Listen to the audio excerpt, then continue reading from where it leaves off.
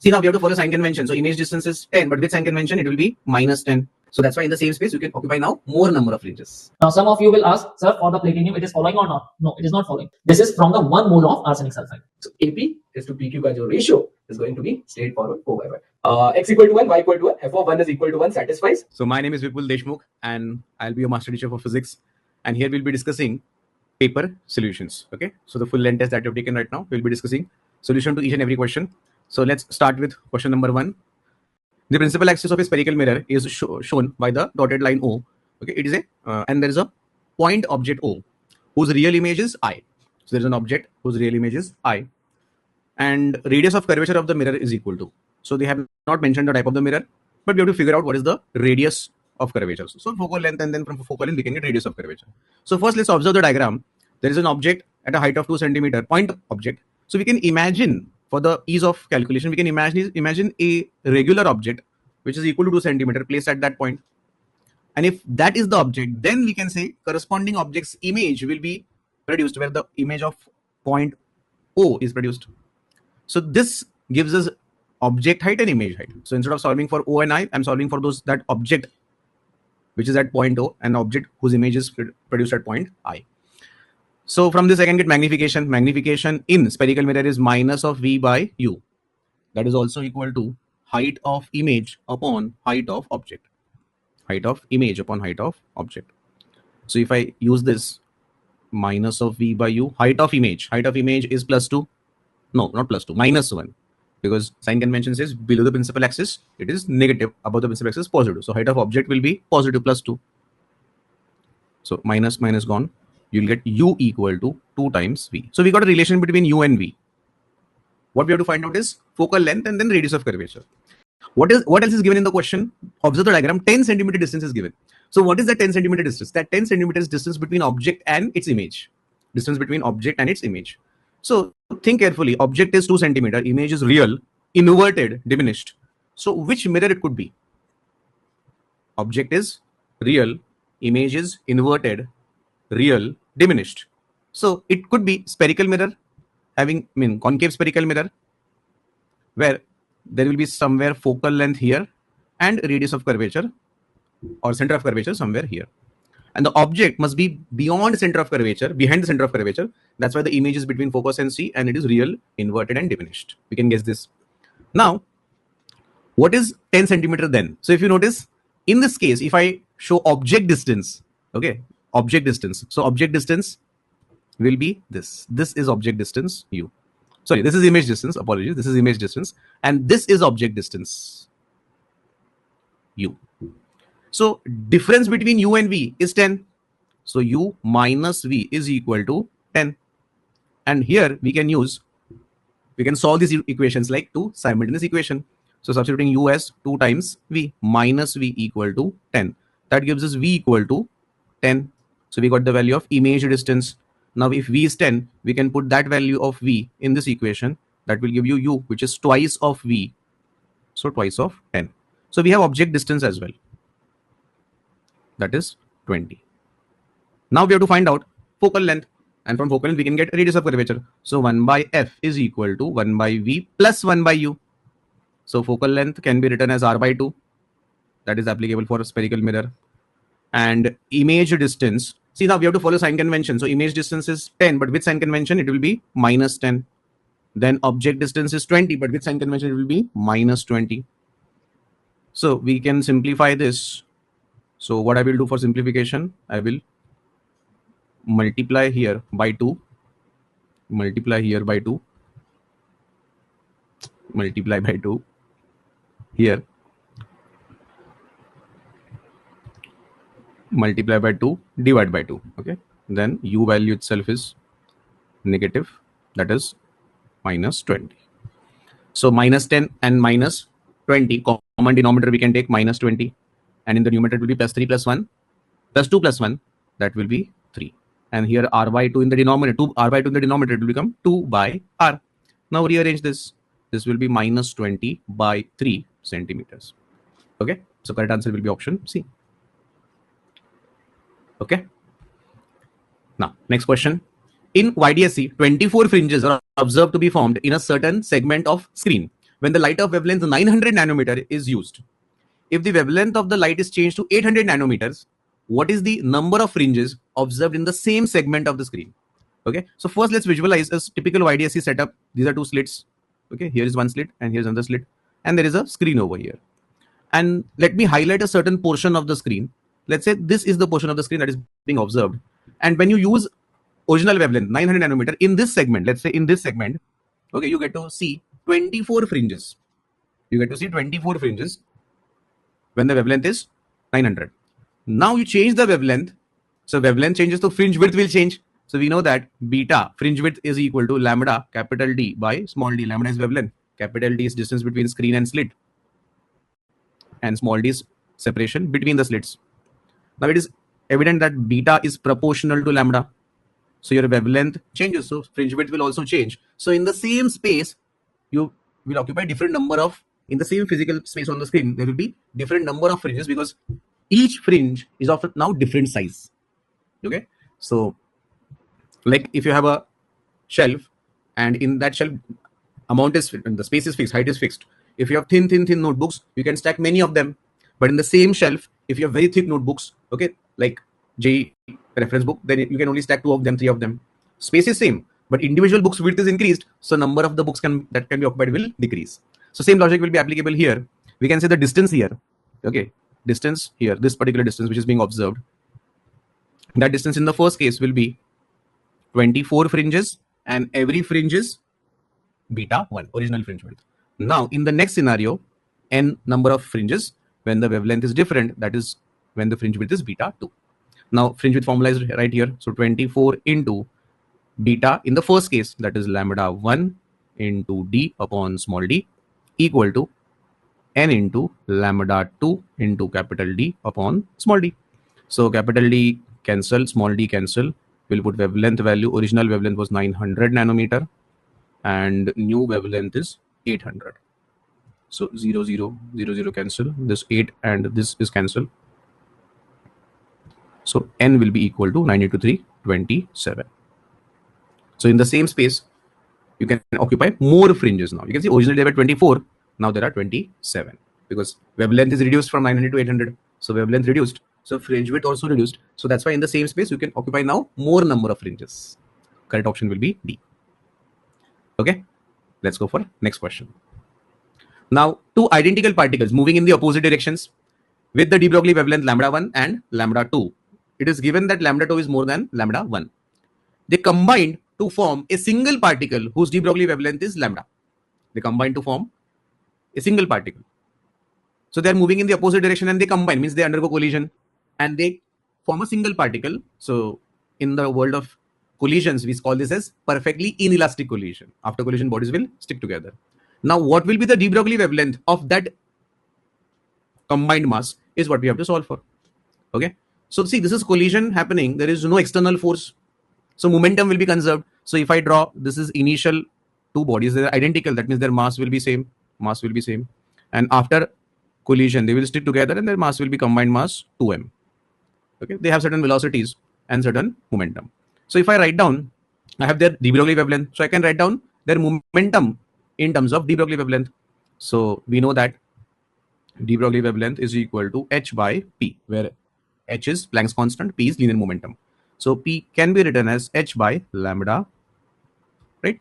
So for the first particle, let's say its direction is like this. So momentum p1 will be written as h upon lambda 1. Okay. Then for the second particle, p2, momentum will be h upon lambda 2. Okay. And for the combined particle, combined momentum p will be equal to h upon lambda, which we have to find out. Okay. So here we will use conservation of momentum. There is no external force. They're just two identical particles moving towards each other and they collide. So no external force, so momentum will be conserved. So as per principle of conservation of linear momentum, total momentum initial is equal to total momentum final for the system. So if I go for initial momentum, see initial momentum, I can predict that since lambda 1, you can notice that wavelength is inversely proportional to momentum is inversely proportional to lambda, and lambda 1, since lambda 2 is more than lambda 1, we can say P2 is less than P1. So the effective, we can calculate effective value of momentum initially will be P1 minus P2, higher minus lower. That will be your total initial momentum. Direction is important here because it's a vector quantity and opposite direction. That's why we are subtracting them. And wavelength lambda 1 is smaller, lambda 2 is bigger. Lambda 2 bigger, so momentum smaller. Lambda 1 bigger, so P1 higher. So P1 minus P2, that is total initial momentum, is equal to total fun momentum. So now put the value. P1 is h by lambda 1 minus P2 is h by lambda 2 and effective is h by lambda. This lambda is wavelength of the combined mass. So h cancel, then we'll cross multiply. Lambda 2 minus lambda 1 upon lambda 1 lambda 2 is equal to 1 upon lambda. Now do reciprocal on both sides. So that gives us lambda is equal to lambda 1 into lambda 2 upon lambda 2 minus lambda 1. And that's your final answer. Okay. Now one can be tempted to find out velocity and go and solve like a collision problem. You can do that, like find velocity from the wavelength, velocity of first mass, second mass, and then solve. But again, not a wrong approach, but will be little lengthier approach. This is short and sweet. So correct option here will be option A. Okay, let's go. Next question. So maximum speed of the photoelectrons emitted by a surface is V0 when the light of frequency F0 falls on the surface. If the frequency of the incident radiation is increased to 2F0, maximum speed of the ejected electron will be. So definitely we can understand that if the frequency of the falling photon is increasing, then after cutting work function, whatever remaining energy is given to the electron in the form of kinetic energy. So if the falling photon has more energy, so the kinetic energy will be more. That means velocity will be more. So definitely A cannot be the answer. It has to be more than V0. Okay. Root 2 is again 1.41. So that is also more than V0. More. So we have to precisely answer equal to root 2 times V0, more than V0, root 2 times V0, or less than root 2 times V0. So let's calculate this. We'll go with Einstein's photoelectric equation, which tells us that the energy of the falling photon is equal to work function plus Ke max, right? So we can write energy of the photon as h into f naught for the first case, work function as it is, and this will be Ke max half m v naught square. Okay, that is the velocity of the emitted photoelectron. This is for the first case. For the second case, what we are doing, if the frequency of the incident radiation is increased, so now the new frequency is 2 into f0. This is the new frequency. Work function will remain same. Surface is same, metal is same. So as long as metal is same, work function is the property of the metal same, work function same. What will change is the kinetic energy or velocity of the electron. Okay. So now what we can do, we can try to make an equation between V and V0. That's when we can comment on it. A relation which has V1, V and V0. V is the final velocity or velocity in the second case, and V0 is the velocity in the first case. So we'll try to relate them. So what we can do here is, if I multiply this equation number 1 by 2, see what I get. If I multiply this equation by 2, I'm trying to eliminate things as much as possible. Okay. So what I will do, I will eliminate h into f0. So for that, I will multiply the above equation by 2. So this is equation number 1. This is equation number 2. So if I multiply above equation by 2, equation number 1 into 2. Okay. And then we will subtract it from equation number 2. So equation number 1, multiply. So if I multiply, what do I get? Let me first multiply for all of you. First, let's multiply. We will get 2h f0 into 2 phi naught plus, here if I multiply by 2, then half n v0, half n 2 cancel, m v0 will be remaining, m v0 square. Okay, let's call this as equation number 3. I have taken equation number 1 and multiplied by 2. That's it. So now you can see that equation number 2 and equation number 3, either you subtract them or you can say left hand side is equal, so right hand side is also equal. So we can say that from 2 and 3, if the left is equal, right is also equal. So we'll equate them. So phi naught plus half m v square equal to 2 phi naught plus m v naught square. We will simplify this now. Phi naught shifted to the other side. So half m v square, 2 phi naught, and this phi naught will become minus phi naught. So just phi naught plus m v naught square. Now we have to comment on v. See, we have the relation between v and v naught. Phi naught is a constant that will remain same in both the cases. Now to further comment on this, we can shift this on the other side. So v square as it is, this is 2 into phi naught plus m into v naught square into 2. 2 into m into v naught square. We can shift mass as well. So if I shift mass in the denominator, so there will be mass here, m goes in the denominator, so m and m cancel. Now look at the equation. V is equal to, if I take square root here, okay, I have 2 v naught square plus 2 phi naught plus m. Okay, so if this was 0, if mathematically, think mathematically, if that term becomes 0, then v is equal to root 2 times v naught. Think mathematically, if that term is 0, it will not be, but from the mathematics point of view, as a pure mathematics equation, if that 2 m phi naught by m is 0, then answer of v will be equal to root 2 into v naught. But we have that term is not 0, so the answer will be more. If the addition is more, then the square root will also be more. So definitely we can say final speed is more than root 2 times v naught. Okay, so more than root 2 times v naught. So C will be the correct answer. Okay, let's move on to the next question now. A micrometer has least count of 0.005 millimeter and its circular scale is divided into 20 divisions. Distance between the two nearest thread is. So distance between two threads is what? Distance between two threads of a micrometer is pitch. Micrometer is basically a helix like this, and these are called as threads, and this distance is pitch, correct?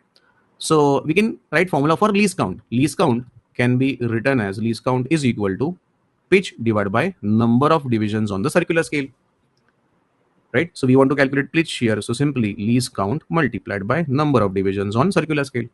So pitch value is to be, least count is given 0.005 millimeter into how many of divisions? 200 divisions.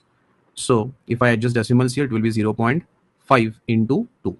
These two zeros and these two zeros adjusted. So this multiplication will give you 1. But remember, this 0.05 was in millimeter, so final answer will also be in millimeter. So the pitch value is 1 millimeter. So B will be the correct answer. Okay, easy. Simple formula. Pitch is least count of a screw gauge is pitch divided by number of divisions on the circular scale.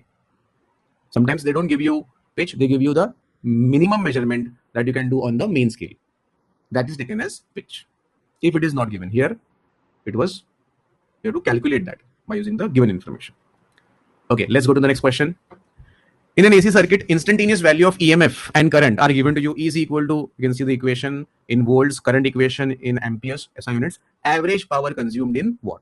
So we want to find out average power, that too also in watt SI unit. So no conversion. It's a question of AC circuit. So for calculation of average power, it will be very simple. Average power is VRMS into IRMS into cos of phi, where phi stands for phase difference. This will give you average power. So VRMS value is, we can look at the equation. This is your equation. Okay, unit is volt, but that's the main equation. So if you compare it to a standard equation, like E is equal to E naught, or a standard equation, V equal to V naught sine omega t. So your peak value is 200. So peak value 200, but we want RMS value. So conversion of peak value to RMS is peak value divided by root 2. Yes, peak value divided by root 2. And similarly, IRMS, that is also peak value divided by root 2. So what is peak value of current? Current equation is I equal to sine 314t plus pi by 3. Okay. So what is the peak value of current? Here we can see outside sign there is 200. What is peak value of current? There's nothing. That means 1. There's nothing here. That means the peak value is 1 unit. So 1, and but again, this is peak value. We want RMS value. So divided by root 2. Conversion of peak value to RMS value. And cos of phi. Phi stands for phase difference between current and voltage. So you can see phase of EMF or voltage is 314t and phase of current is 314t plus pi by 3. So it's very obvious phase difference between them is pi by 3. So this is root 2, 2 and pi by 3 means 60 degree. Cos 60 degree is 1 by 2. So this will be 100 and then further divided by 2. Answer is 50 watt. That is the average power. Easy. This is simple formula substitution question. So correct option will be option C here. Let's go. Next question.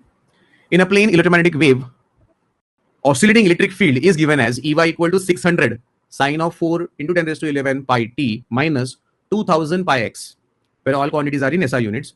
Equation of the oscillating magnetic field, again all quantities in SI unit. So first of all, let's rewrite the given equation, which tells you that electric field of an EM wave is fluctuating in y direction. EY is written 600, and then there is an equation of sine, which is sine 4 into 10 raised to 11 pi t minus 2000 pi x, right? So this is your electric field. Now when you solve for magnetic field, this is an electromagnetic wave. So for electromagnetic wave, we know the relation between peak electric field, peak magnetic field, and speed of the EM wave. But as such, speed is not given in the question. Even the medium is not mentioned. If the medium was vacuum, we could take the C value, I mean standard value. But here medium is not mentioned. But the equation is given to you. So think, can we use the equation given to find out speed of the EM wave? It's a wave, ultimately it's a wave equation. So recollect. So speed of the wave will be equal to omega by k, or in simpler words, coefficient of t by coefficient of x. So omega by k. This is simple concept of wave. Coefficient of t in the function of wave is omega. So 4 into 10 raised to 11. We can split this 10 raised to 11 as 4000 into 10 raised to 8. This is omega value, pi as well. And coefficient of x is k, that is 2000 pi.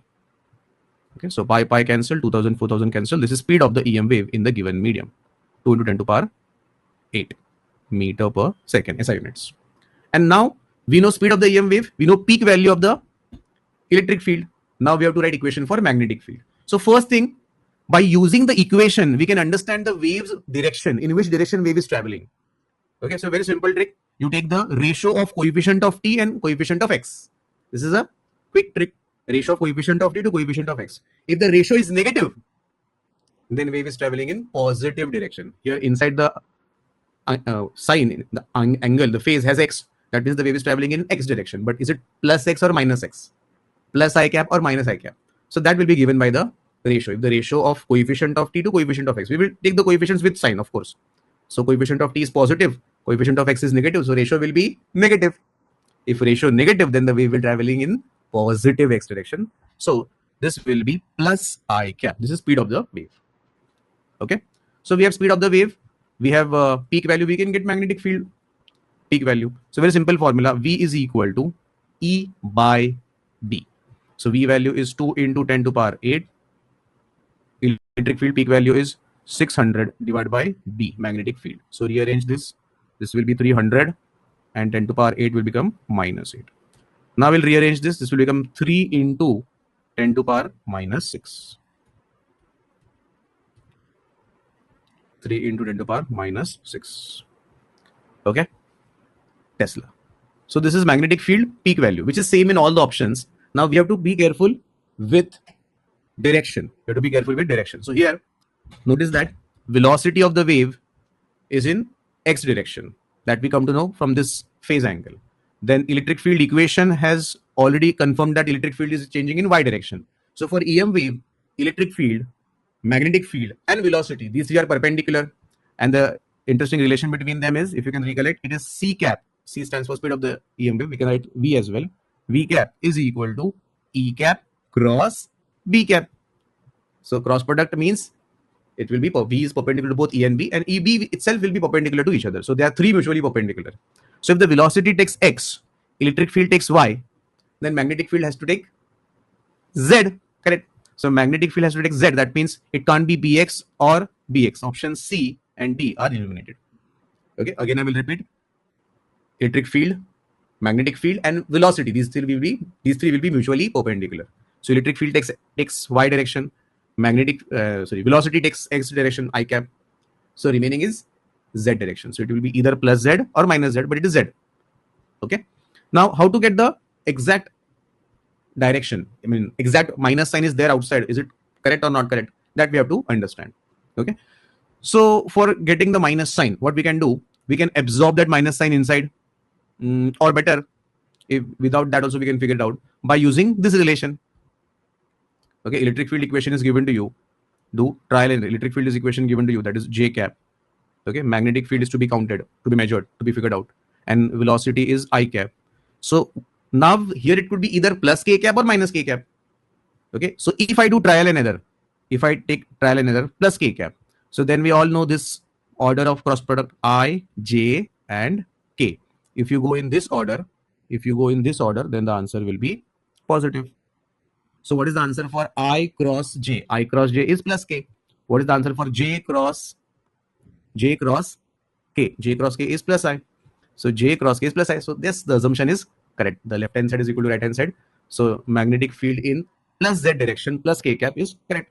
So plus Z means option A will be correct. Okay. Clear? Trial and error. If you take minus K cap here, then the answer of the right hand side will be minus I. So on the left hand side, there is plus I minus I not equal to. That's why minus term will be ignored. Clear? Let's go. Next question. There is a disc rolling without slipping. So pure rolling motion on a frictionless surface. C is center. Okay.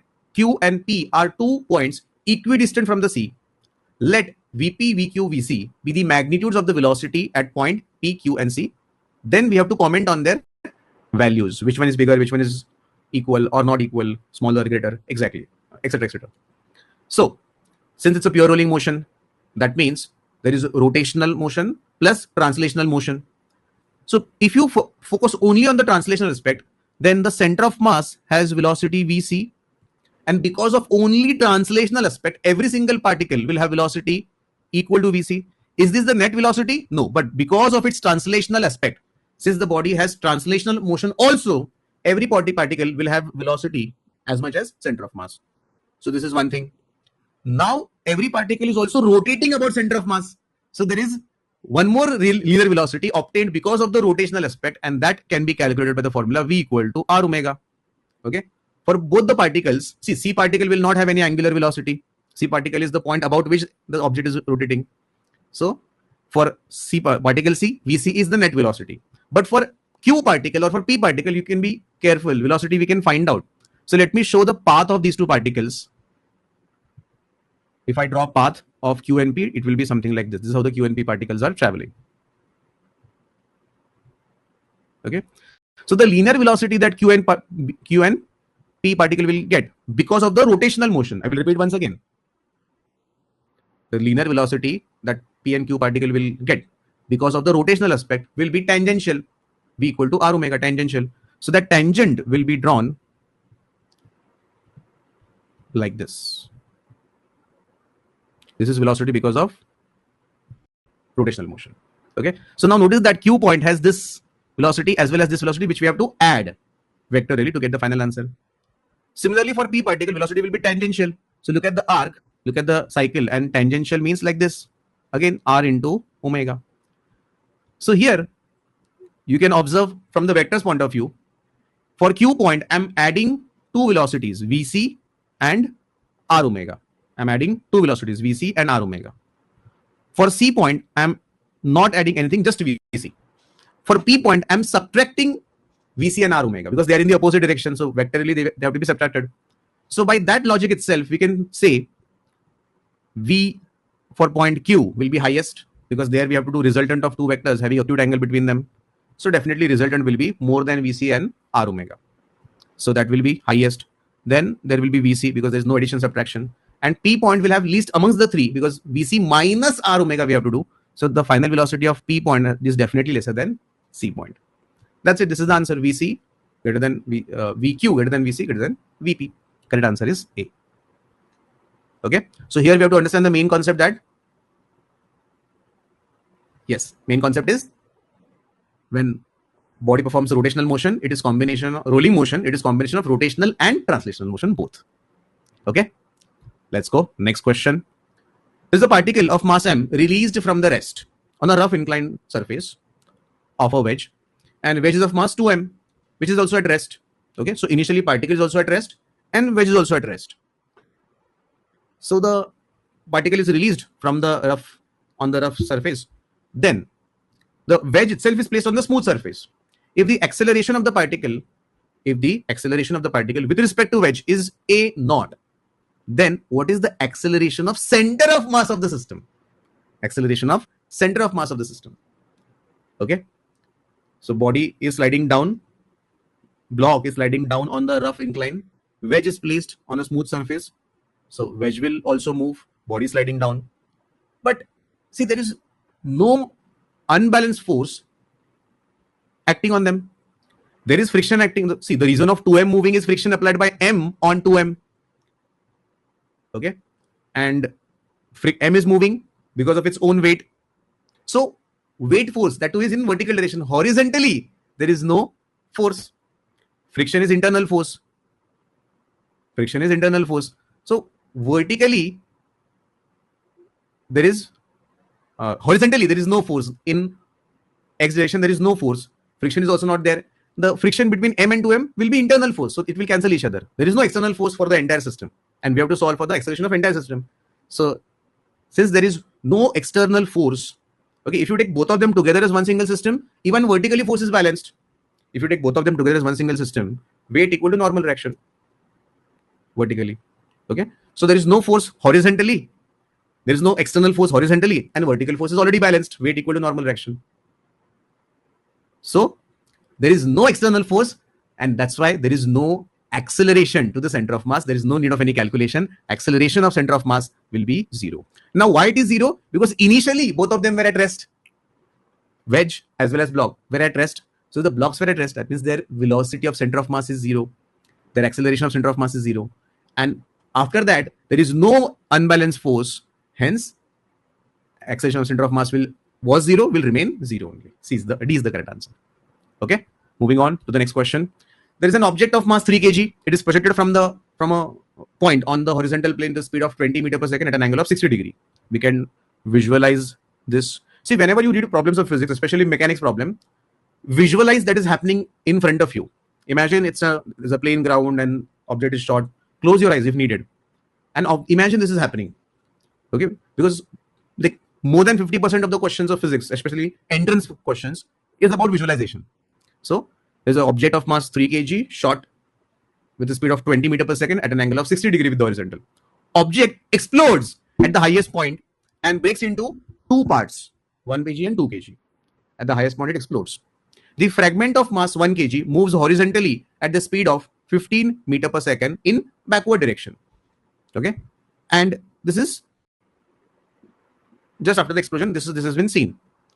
The distance of center of mass from the point of projection when the two parts will hit the plane will be. Okay, so let's visualize this. Let's draw this. So from here, body is shot with a speed of 20 meters per second. Okay, 20 meters per second at an angle of 60 degree. Okay, and this is the path. At the highest point, velocity is horizontal, and this is where the explosion takes place. Now, after explosion, as per the question, one particle goes back with a velocity of 15 meters per second. The one which has 1 kg mass. Total mass of the body is 3 kg, but after split, it becomes two different objects, 1 kg, 2 kg. The 1 kg particle comes back. Okay, so the 1 kg particle comes back, and the 2 kg particle will move. But what is the velocity? That is not given in the question. And now what we have to find out, what is going to be the distance of center of mass from the point of projection when these two parts will land on the ground. Okay, clear? So there are two approaches to solve the problem. One approach is to solve like a regular projectile motion problem, figure out what will be the motion of particle when it will travel back with the velocity of 15 meters per second from the highest point, like a horizontal projectile question. Then by using conservation of momentum, we can find out velocity of the other piece. Right? We can use momentum conservation. Total initial momentum is equal to total final momentum. This is just before the explosion, just after the explosion. So velocity, mass of the object is 3 kg, and velocity at the highest point is u cos theta, only x component. So speed is 20 into cos of theta 60. This is initial momentum, and final momentum one of the mass goes back. So mass is 1 kg and its velocity will be minus 15, right? And the other part is of mass 2 kg and its velocity is v, unknown. This is unknown, right? Total initial momentum is equal to total final momentum. This is momentum just before the explosion, momentum just after the explosion. So cos 60 value, that is half. Okay. Then minus 15 will shift. It will become plus 15 equal to 2v. And then this will be 30. 30 plus 15, 45 divided by 2. That will be the velocity of the other piece. And then you can solve the question as question of two different horizontal projectile, one going towards left side, one going towards right side, and do an elaborate calculation to find out their final position where they will fall, okay, eventually where they will land, and then find the location of center of mass. This is all you can do, but you don't have to do this. There's much easier way to solve the problem. Since at the highest point there is no force acting on the body horizontally. Since at the highest point there is no force acting on the body horizontally. Vertically there is, but horizontally no force. So if horizontally there is no force, then horizontally center of mass will not change. Horizontally center of mass will not change, which means where the entire body will land is where the center of mass will be. One more time I'm repeating, pay attention. At the highest point, body will explode, and horizontally there is no force on body. So since no horizontal force, so no horizontal acceleration, no change in the horizontal velocity of the body. No change in the horizontal velocity of center of mass, I mean to say. Okay. So if there is no change in the horizontal velocity of center of mass, so it will follow the regular path and it will land here. So I'm talking about center of mass. And why this is happening? Because horizontally at the highest point of projectile, there is no force in horizontal direction. So momentums will be conserved and no acceleration to the center of mass. Center of mass will remain same where it was, because individually two pieces will move, but there is no external force. Hence, center of mass will not move.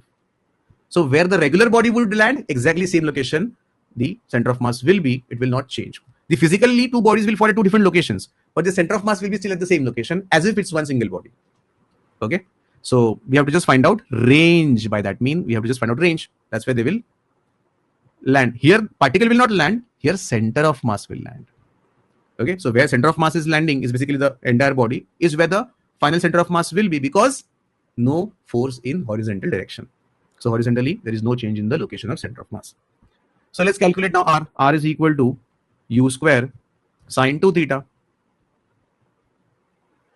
by G. So speed is 20 square. Theta is 60, right? So 2 into 60.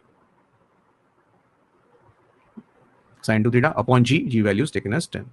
So now we have to simplify this. This is 400. Okay. This is sine 120. Can be written as 90 plus 30 upon 10. Okay. 0, 0 cancel. 40 as it is. Sine 90 plus theta, cos theta. So cos 30 is 3 by 2. So 40 into root of 3 divided by 2. So answer is 20 root 3. So 20 root 3 meter is the location of center of mass when both particles will land. This is where the regular particle would have landed. Okay. And this is where the center of mass will be. No change in the location of center of mass. Okay. Let's go to the next question. Here's the next question. Two homogeneous spheres of radii r by 2 are removed from uniform sphere. Okay. So uniform solid sphere of radius capital R, and the density, okay, is rho, as shown in the figure. Density is rho, as shown in the figure. You can see how the two spheres are removed. Then the gravitational potential at the center, taking potential at infinity to be 0. So basically that's a standard thing. By default, we take potential at infinity to be 0 only. And here we will solve for potential after making the cavities, potential at the center. Okay. So how will you deal with this? We will deal with this with the concept of negative mass. So negative mass concept is used in gravitation. It is used in center of mass as well, used in rotational motion as well. So we will assume a complete sphere without cavity. Okay. And then we will remove potential that these two masses will produce. We will subtract it. We'll remove it. Okay. And that will give us the potential of this final figure. So for the entire sphere, when it's a solid sphere, we have to figure out what is the potential at the center. So what is formula for gravitational potential at the center of solid sphere? Try to recreate the formula. It is kind of difficult for me to remember. So remember like this: 32 upon 23 minus 2. 32, reverse them, 23 minus 2. So 3 r raised to 2 minus 2 r raised to 3 minus small r raised to 2. Okay, 32 upon 23 minus 2, or 32 minus 2 upon 23. Okay, if it helps, it helps. So for the center, when it was a complete sphere, for center, when we solve for center, it would be, let's say, V1, and for that R will be 0 for center. So if I put R 0 for the center, it will be Gm3 R square upon 2 capital R cube. So R square cancel, and we have the answer for potential. It is minus Gm by 2 times 3 by 2 times R. Okay, remember M is the mass which I have assumed for the entire sphere. They haven't given us mass in the question. We have given a density, and we will write the answer in density only at the end. Now let's calculate how much potential will be produced by the spheres. Okay, these spheres that we're going to remove, and where we have to find out? We have to find out potential at the point C. So this is where the point C is. So let's calculate potential at point C. So for these spheres, first of all, we have to know what is the mass. If the bigger sphere has mass m and radius r, then what about the smaller sphere? You know the radius of both smaller spheres is half r by 2. R by 2. So we can write mass is equal to density into volume. Volume is 4 by 3 pi r cube. So it's very clear that mass is directly proportional to r cube. So radius is half, so mass will be 1 by 8, right? Radius is half, mass will be 1 by 8. So m2 by m1 will be equal to r2 by r1, the whole cube. Okay, so new radius is r by 2, original radius is r raised to 3. R cancel. So from this we can get the answer. Final mass of that small sphere will be original mass, and 1 by 2 cube, that is 8. So mass of each sphere will be m by 8. And now for these spheres, how much potential they would create for the point C? Now from the sphere's point of view, C is a surface point.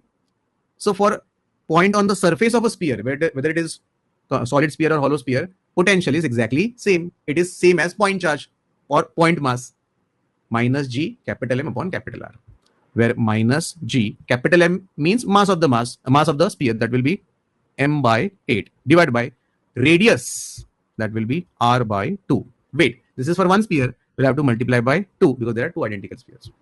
Wait, one more thing. We have to make it positive because this much has to be removed. Original by default formula has minus. We will put minus. So minus minus plus.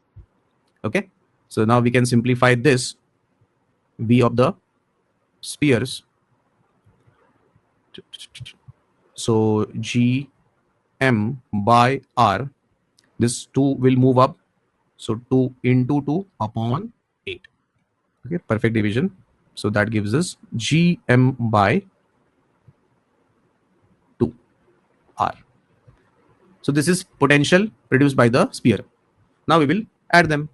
Remember, we have already done the minus minus thing. If you don't want to do that, okay, what you can do is just keep minus here, and eventually you subtract. So net potential will be equal to potential because of the sphere, that is V1, minus potential because of the two spheres. Okay, Vs is potential of both the spheres. Now simplify this. This V1 value is minus 3 Gm by 2r, minus of minus plus. Vs value we will substitute. Okay, minus of minus plus, and that is Gm by 2r. Okay, easy to calculate now. See, we are adding potential here, potential of subtracting potential of bigger sphere and two smaller spheres. Okay, so the formula of potential itself will have negative sign, negative of formula, negative, negative, positive. Now upon simplification, see, we can take Gm by 2r common, or just take the denominator 2r common. It will be minus 3Gm plus Gm. So that is minus 2Gm upon 2r. So 2 and 2 cancel. That is minus gm upon r. But we have to present our answer in terms of density. Mass we have assumed. So we have to write this answer in terms of density now. So what will be the answer? Minus g as it is. In terms of density, if I write down, m was mass of the entire sphere. So density rho into volume of the entire sphere is 4 by 3 pi r cube. Okay, divided by r. So r and r cancel. R square will be remaining. So final answer is minus 4 by 3 g pi rho r raised to 2. Okay, so minus 4 by 3 rho pi g r raised to 2. So A is correct answer. Okay, let's go. Next question. Now particle execute simple harmonic motion with an amplitude capital T and amplitude A. Maximum possible average velocity in time interval t by 4 is. So if we give t by 4 time interval for particle to move, what is the maximum possible average velocity will be? So wherever the instantaneous velocity will be high, in that space average velocity will be high. We can think like this. Near the mean position, velocity at the mean position velocity is highest as compared to extreme position where velocity is 0. So to find out average value, body has to move around the mean position. Body has to move around the mean position. So if t by 4 is the total time available, we will divide that into two parts. T by 4 divided by 2, that is t by 8, t by 8. So if particle travels from t by 8 from here to here and t by 8 further, total time will be t by 4. Okay, and why it has to be around the mean position? Because that's where the velocity is overall higher velocity. Okay, when you go for extreme positions, okay, minus a, this is 0, this is plus a. When you go for extreme positions, then the problem will be at extreme velocity is 0, but we want maximum possible average velocity in the span of t by 4.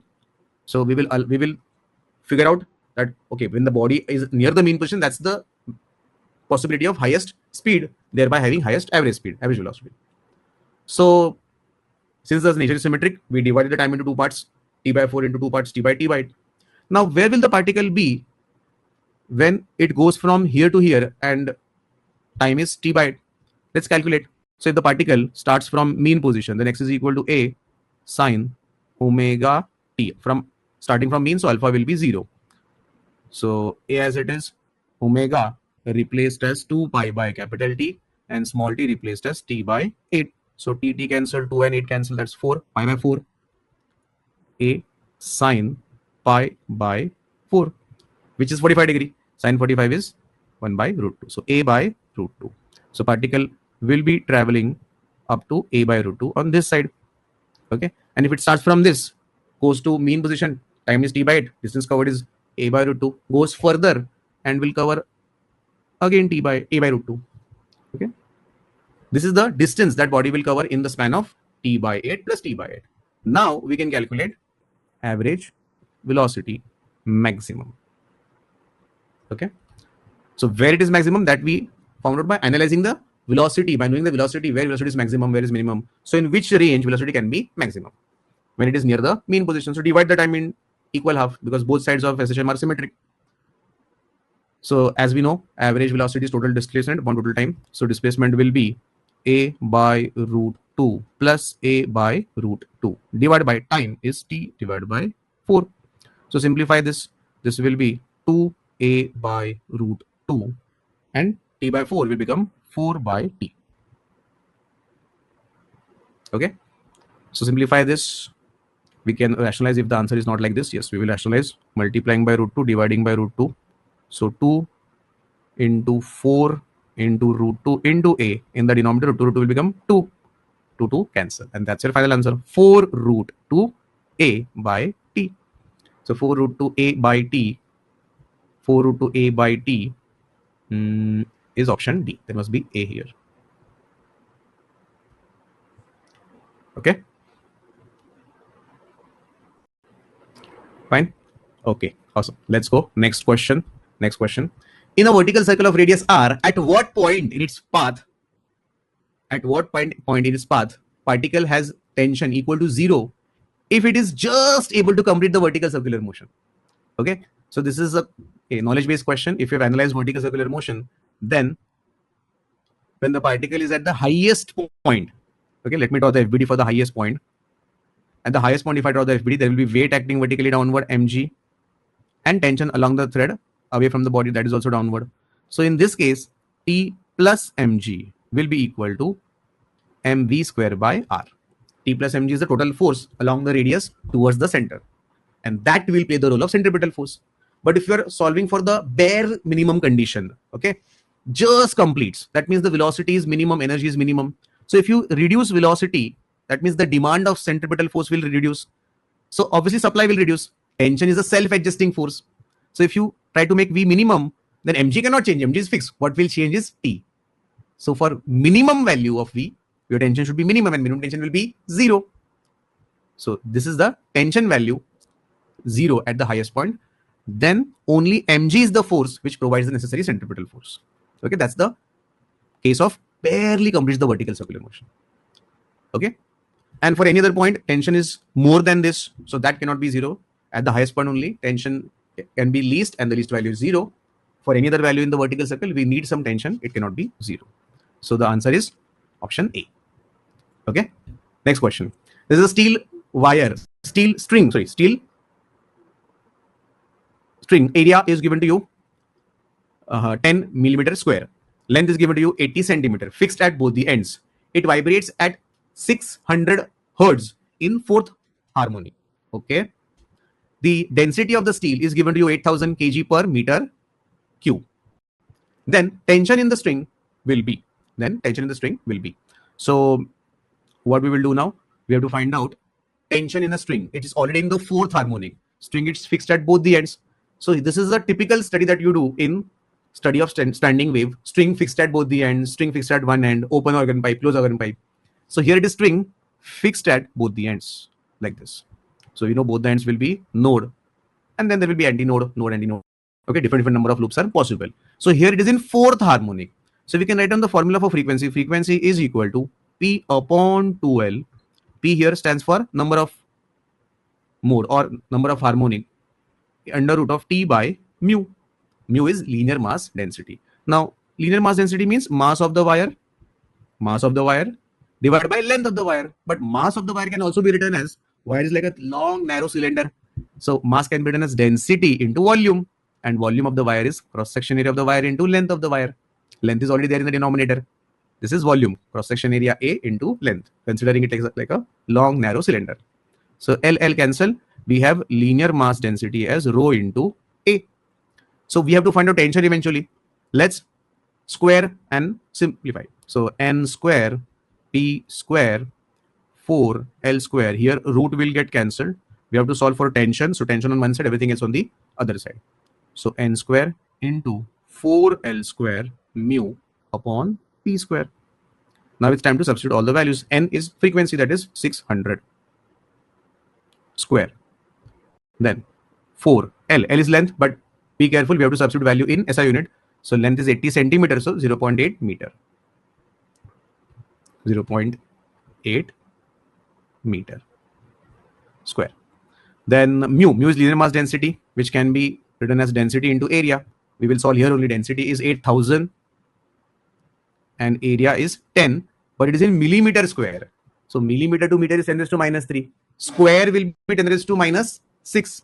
So conversion to meter square. So 10 raised to minus 6, minus 3 square. So what we can do here, we can adjust the zeros. It will be 8 into 10 to power minus 2. That is your mu value. 8 into 10 to power minus 2. Divided by P. P is number of loops or harmonic. It's a fourth harmonic. So 4 square. We can write 4 into 4. Okay. Now this is the point where we have to do simplification. It's not very difficult simplification. Easy numbers to calculate. Just be careful. With concentration, if you do the calculation, you will not make any mistake. So 600 square. So that will be 36. Okay. Into 600 is 6 into 100. 100 square will be 10 raised to 4. Then 4 as it is. 8 square will be 64 into 0.8 will be 8 into 10 raised to minus 1. Square will be 10 raised to minus 2. 8 already there and 10 raised to minus 2 already there.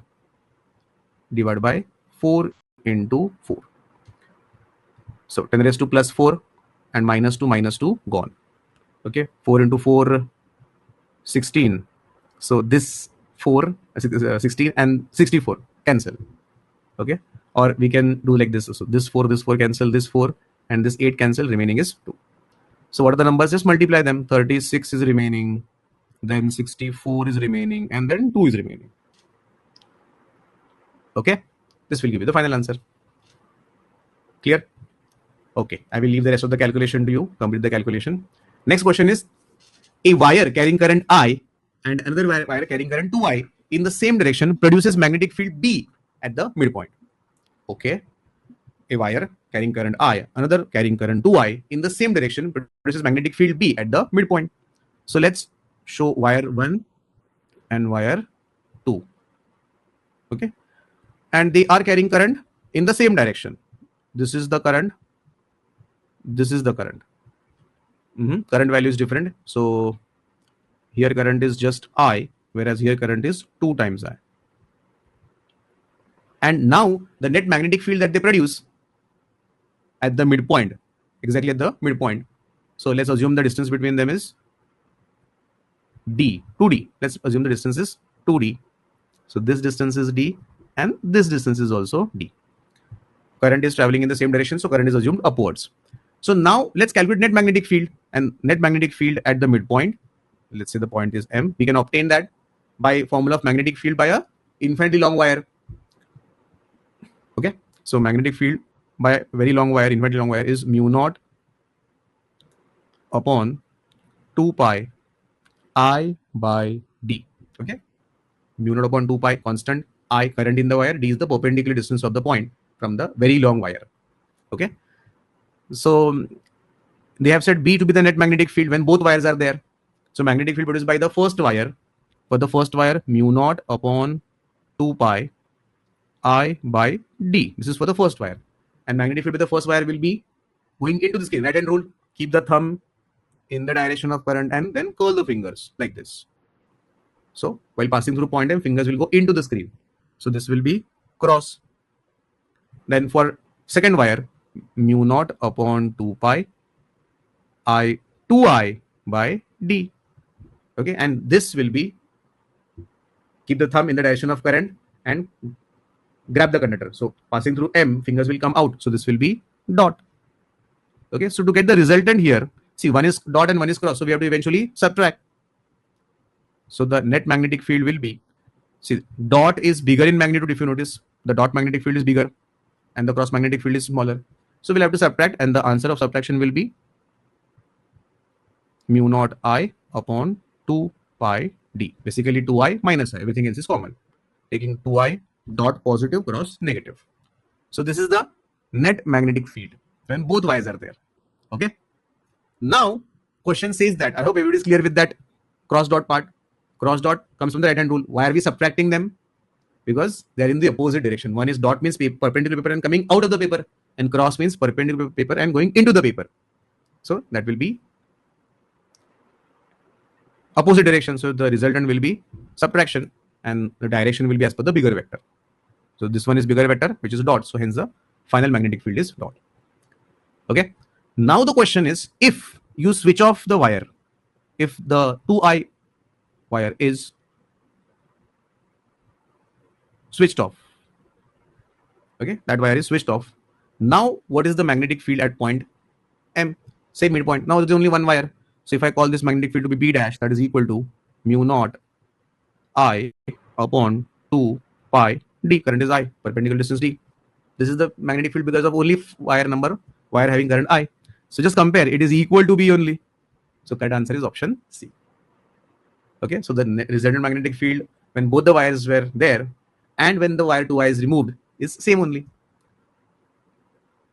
Okay, let's move on to the next question. A bar magnet, when placed at an angle of 30 degrees to the direction of magnetic field induction 5 into 10 to minus 2 Tesla, okay, experiences moment of couple, means torque 25 into 10 to minus 6 Newton meter. If the length of the magnet is 5 centimeter, then pole strength of the magnet is. So here, understand there is a magnetic field in which a bar magnet is placed. Magnetic field in which a bar magnet is placed, let me show the dipole moment of that magnet. And this dipole moment makes an angle of 30 degree. Okay, for dipole moment, I'm using symbol capital M, and for magnetic field, capital B. Now, torque that this magnet will experience can be given by mb sine theta, right? So, m is dipole moment, which is pole strength into length of the magnet into magnetic field into sine theta is equal to tau. Now, let's substitute the value. That's all. Tau torque is 25 into 10 raised to minus 6. M is pole strength. We have to calculate that. Length is 5 centimeter. So 5 into 10 raised to minus 2 converted to meter. Then B, magnetic field 5 into 10 raised to minus 2 into sine theta is 30 degree. Okay. Clear? Now in the entire question, in the entire equation, only M is the unknown value. Only M is the unknown value, which you can solve. Easy. If I solve this, this will be 5. Oh, we can directly cancel 5 and 5, 25. Sin 30 half. So this is 10 raised to minus 6. Minus 2 shifted here. That will become plus 4. Okay. M as it is. Sin 30 is half. So 2 into 10 to power minus 2. That is equal to small m. M unit is ampere meter. So correct answer is option A. Easy. Next question. There are two particles of equal mass and charge Q. So they have equal mass also, equal charge also. They are placed at a distance of 16 centimeter. Okay. There are these two particles.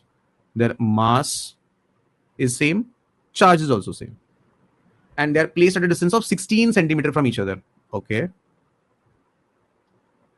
So R 0.16. I'll use SI unit 0.16 meter. If each of these does not experience any net force, if each of these particles, both the particles, does not experience any net force, that means resultant force is 0. So first think, which all forces are acting between the two particles? So the particles have mass. So of course there is gravitational force, and gravitational force is always attractive. So this particle is attracting the other particle, and same the other particle is attracting this particle. This is gravitational force. But both the charges are identical. Both are Q. So there is electrostatic force as well. And that will be, both charges are equal, positive. So that will be repulsive. So first charge will repel the second charge and vice versa. Now when these two forces, if you talk about one single charge, one single point, one single mass, then it experiences two forces, one electrostatic and one gravitational. And they're in opposite direction. So if their value is same, direction is already opposite, resultant will be same. So let's equate the magnitude. So electrostatic force is 1 upon 4 pi epsilon naught, then Q1, Q2, that is Q square upon R square. R is 0.16. R is distance between them, 0.16 square, equal to, this is electrostatic force, now gravitational force. This should be G, Fg. G for gravitational. That will be as per Newton's law, which is G m1 m2 upon R, which is 0.16 square. Okay, so this will be cancelled from both the sides, 0.16, 0.16. Okay, and we have to solve for Q by M. So notice here it is Q square, and that M into M square can be pulled down. So what we have is capital G. Then we have 4 pi epsilon naught. And anything else? Anything else? Anything else? No, that's all. Now we want Q by M. So take square root. So Q by M will be equal to under the root G into 4 pi epsilon naught. Okay, so correct answer will be option D. Question number 18. The point charge Q is placed at the center of the ring of radius capital R with uniformly distributed charge minus Q. Magnitude of the electric field at a point on the axis of the ring at a distance of D, where D is much larger than R. So there is a point charge located at the center of the ring. So center of the ring is this point. There is a positive charge over there, and the ring has negative charge all over it, and that negative charge is also Q. We have to find out the magnitude of electric field at a point which is on the axis of the ring at a distance of D. Okay, So what we can do here, we can start with electric field by a point positive charge. So for positive charge, it will be along the line joining the point and the charge, but away. So this is electric field by the positive charge. And for the negatively charged ring, electric field will be towards, along the same line, but towards the ring. So the net electric field will be subtraction, electric field by positive minus electric field by negative. So positive charge is K Q upon D square minus K Q. This is for ring, right? For ring, it is KQ into D upon R square plus D square raised to 3 divided by 2. Okay. So we can take some approximation here. Okay.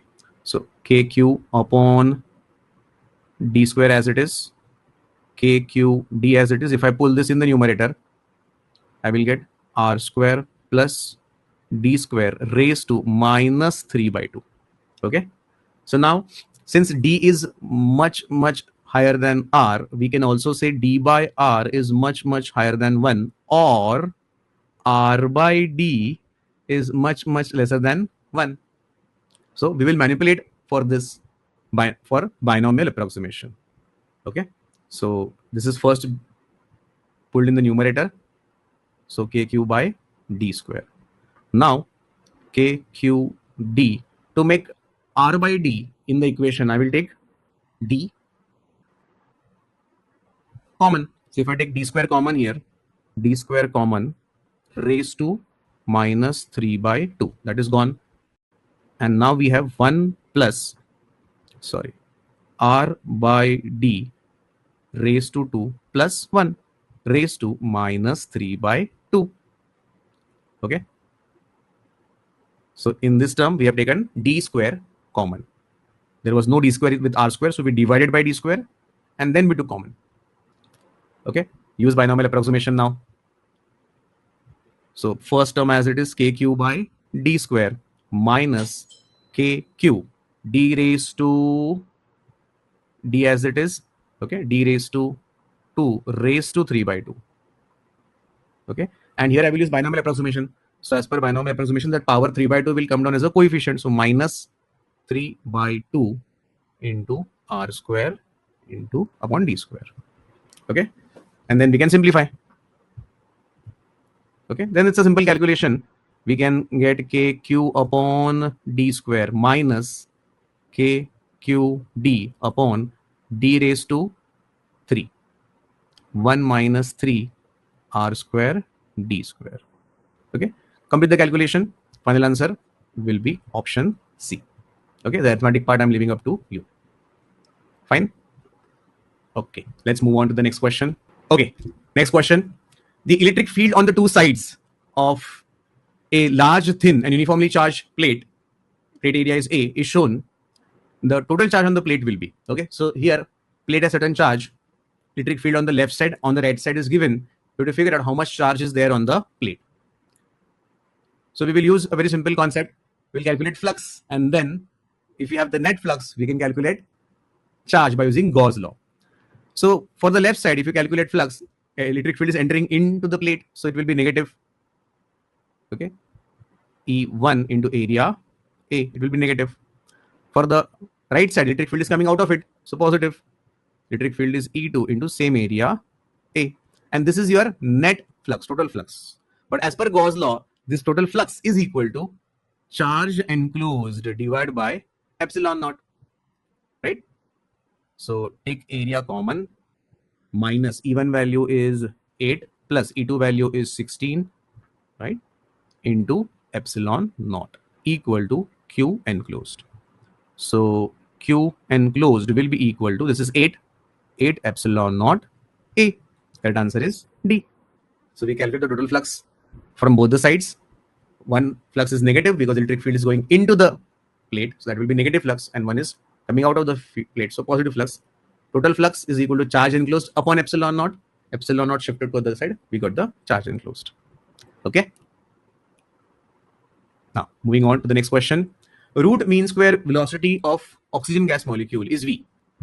If the absolute temperature of the gas becomes 4 times and the oxygen molecule dissociates into oxygen atom, then the new root mean square velocity will be.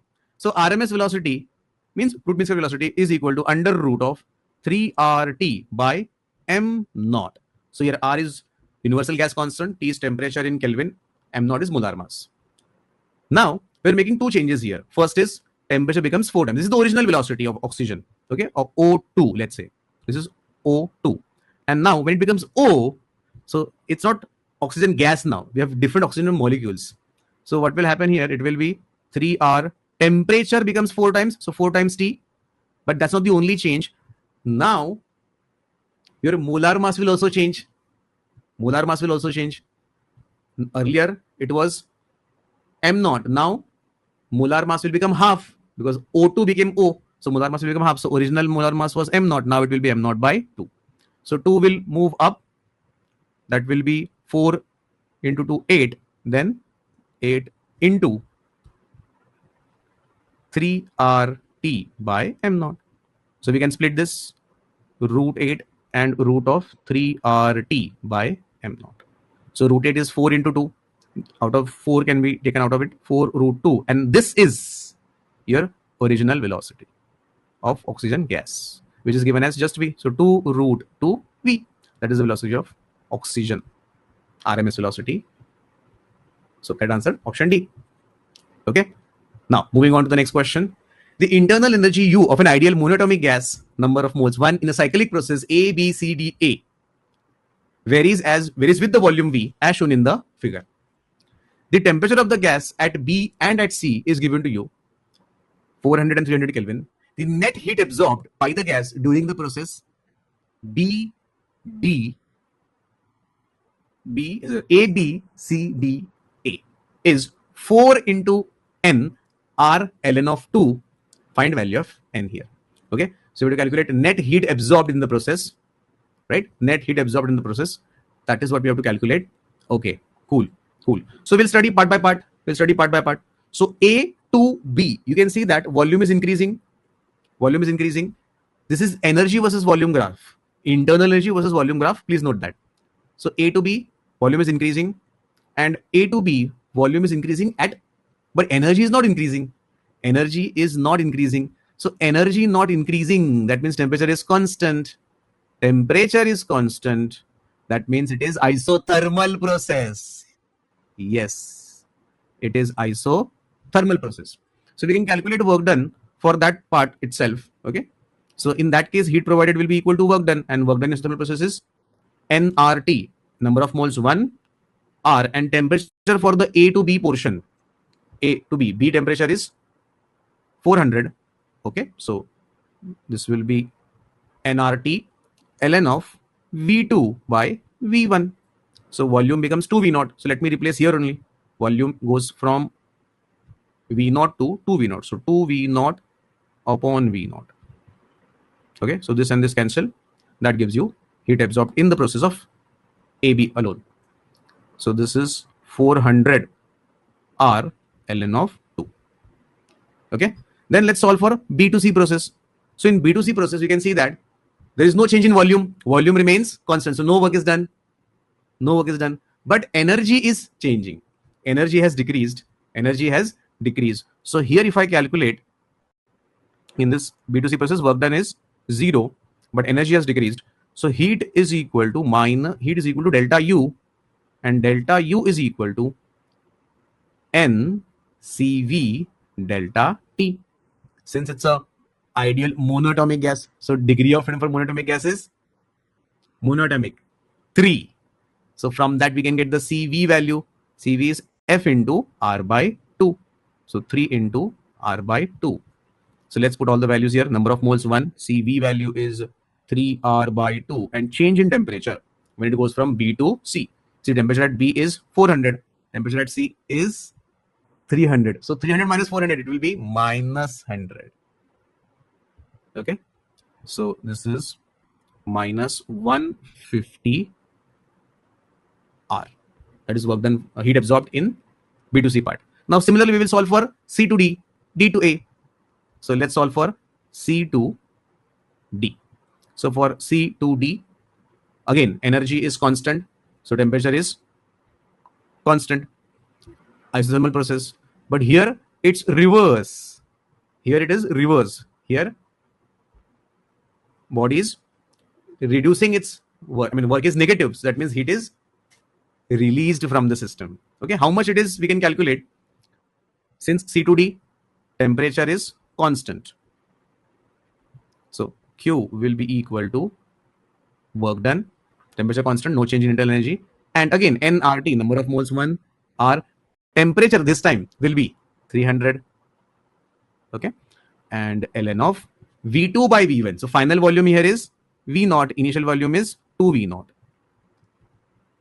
Okay, so V naught cancel. Now we can use the property of logarithm, and that is ln of 1 by 2. That can become ln of 2 by 1. But for that, we'll use minus outside. Minus R300 ln of 2. That is Q. Okay, in the CD process. And now DA process. So for DA process, what do we have? Volume again constant. So no work is done. Volume constant, so no work is done. No work is done. If volume is constant, work done 0. And only heat provided is used for increasing internal energy. So again, N CV delta T. N value. What is N value here? N value 1. CV value is 3R by 2 into delta T. Now temperature is increasing by 100 from 300 to 400.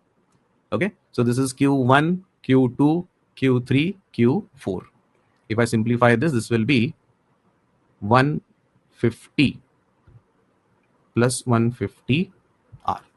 Okay. So the total heat absorbed, will have to add all of them, Q1 plus Q2 plus Q3 plus Q4. Okay. So minus 150R plus 150R cancel, 400R ln of 2 and minus 300R ln of 2. So if I solve them, that will be 100R ln of 2.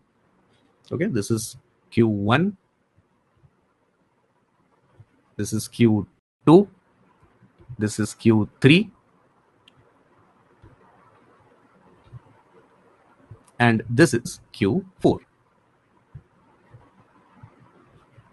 Okay, 150R minus 150R plus 150R cancel, and then 400R ln of 2 minus 300R ln of 2, 100R ln of 2. And now we will compare it to the given equation. In the given equation, it is written as, if I compare ln of 2, ln of 2. So 100R is equal to 4NR. 100R is equal to 4NR. So R and R cancel. N will be 100 by 4. That is 25. That is your N value. Okay. Let's move on to the next question now. In the next question, 3 capacitors are connected in series with a battery of EMF 11 volt. Point X is earthen. Find potential at point A in volts. So first of all, earthen means that point potential is 0. We have to find potential of point A. And in the circuit, we can figure out effective capacitance. Right? We can figure effective capacitance here. So effective capacitance for the entire circuit, 1 upon C equivalent will be equal to 1 by C plus 1 by 2C plus 1 by 3C. Okay. So that will give us 3 by C plus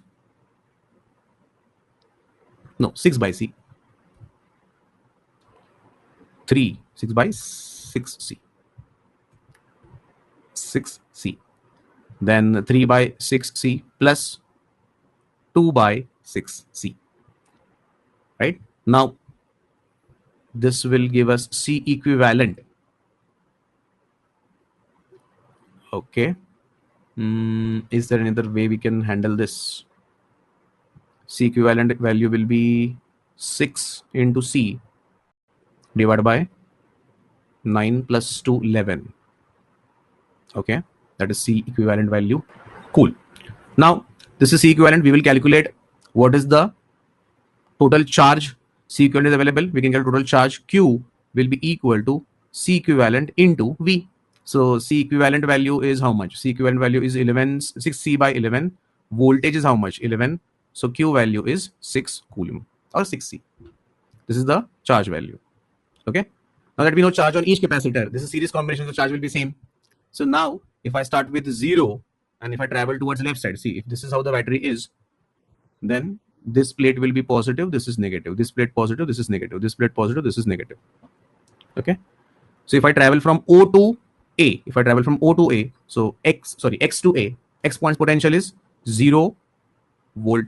Then if I travel towards left, I'm going from positive plate, negative plate to positive plate, so plus. Now potential of capacitor, Q equal to CV, so V is equal to Q by C. Okay, Q is equal to CB, so V is equal to Q by C. So charge is 6C and capacitance is C, 2C. Okay, then for the next capacitor, again, I'm going from negative plate to positive, but I'm traveling in this direction. So charge is 6C divided by capacitance C, and that is equal to potential of point A. Okay, so this and this cancel, this and this cancel. This is perfect division 3. So total answer is 6 plus 3, 9. That is potential of point A. Okay. Now moving on to the next question. Next question is reading of voltmeter is X volt. Find the value of X. Now usually voltmeters have infinite resistance or very high resistance, but this voltmeter has a resistance. So we have to consider that as a part of the circuit. So if I simplify this, that would be solved by shortcut R1 into R2 for two resistors in parallel combination. R1 plus R2 will be 1800. So 1800 and 600 perfect division of 3. Okay. And this 3 and 12 perfect division 400. So this will become 400 here, 300 here, and 100 here, connected to 220 volt. Okay. So this is 400 ohm, 300 ohm, 100 ohm. So now to simplify this, what we will do? We have to calculate current first. So current will be 20 is voltage divided by total resistance will be 800, series combination. So this will be 800 total resistance. 0, 0 cancel. This is 1 by 40 ampere. But what we want is potential across these 2 points. If I call this point as A and B, so this will be A and B in the simplified circuit. So I want potential difference across AB. Okay. So for that potential difference, we will use I into R. Current is 1 by 40 into resistance is 400. So cancel, cancel. Answer is 10. Clear? Clear? Clear? Clear? Okay. Next question. Now, if the longitudinal strain in a rod of diameter 5 millimeter is 2 into 10 raised to minus 3 and Poisson's ratio is 0.25, then the magnitude of the change in the diameter of the rod is alpha into 10 raised to minus 3 millimeter, value of 2 alpha. Okay. So first of all, Poisson's ratio we have to recollect. Poisson's ratio is lateral strain, that is minus change in diameter upon original diameter divided by longitudinal strain, change in length upon original length. So if I simplify this, minus delta D upon D into L upon delta L. So Poisson's ratio is 0.25, that is 1 by 4. Okay. Change in the magnitude of the change in diameter. So I will drop the minus sign. Magnitude of the change in diameter is alpha into 10 to power minus 3 in millimeter. Okay. So I will keep everything in millimeters only. Then diameter of the pipe. Diameter of the pipe is rod is 5 millimeter. Okay. Then change in length. Okay, so we are not given with the change in length. We are given with the direct longitudinal strain only. Okay, so this direct longitudinal strain is given. We can put that value in the denominator. So there is no need to do a reciprocal. Directly we can put the value of strain. Now if I substitute in this way, so it will be 2 into 10 to power minus 3. Strain has no units. Okay.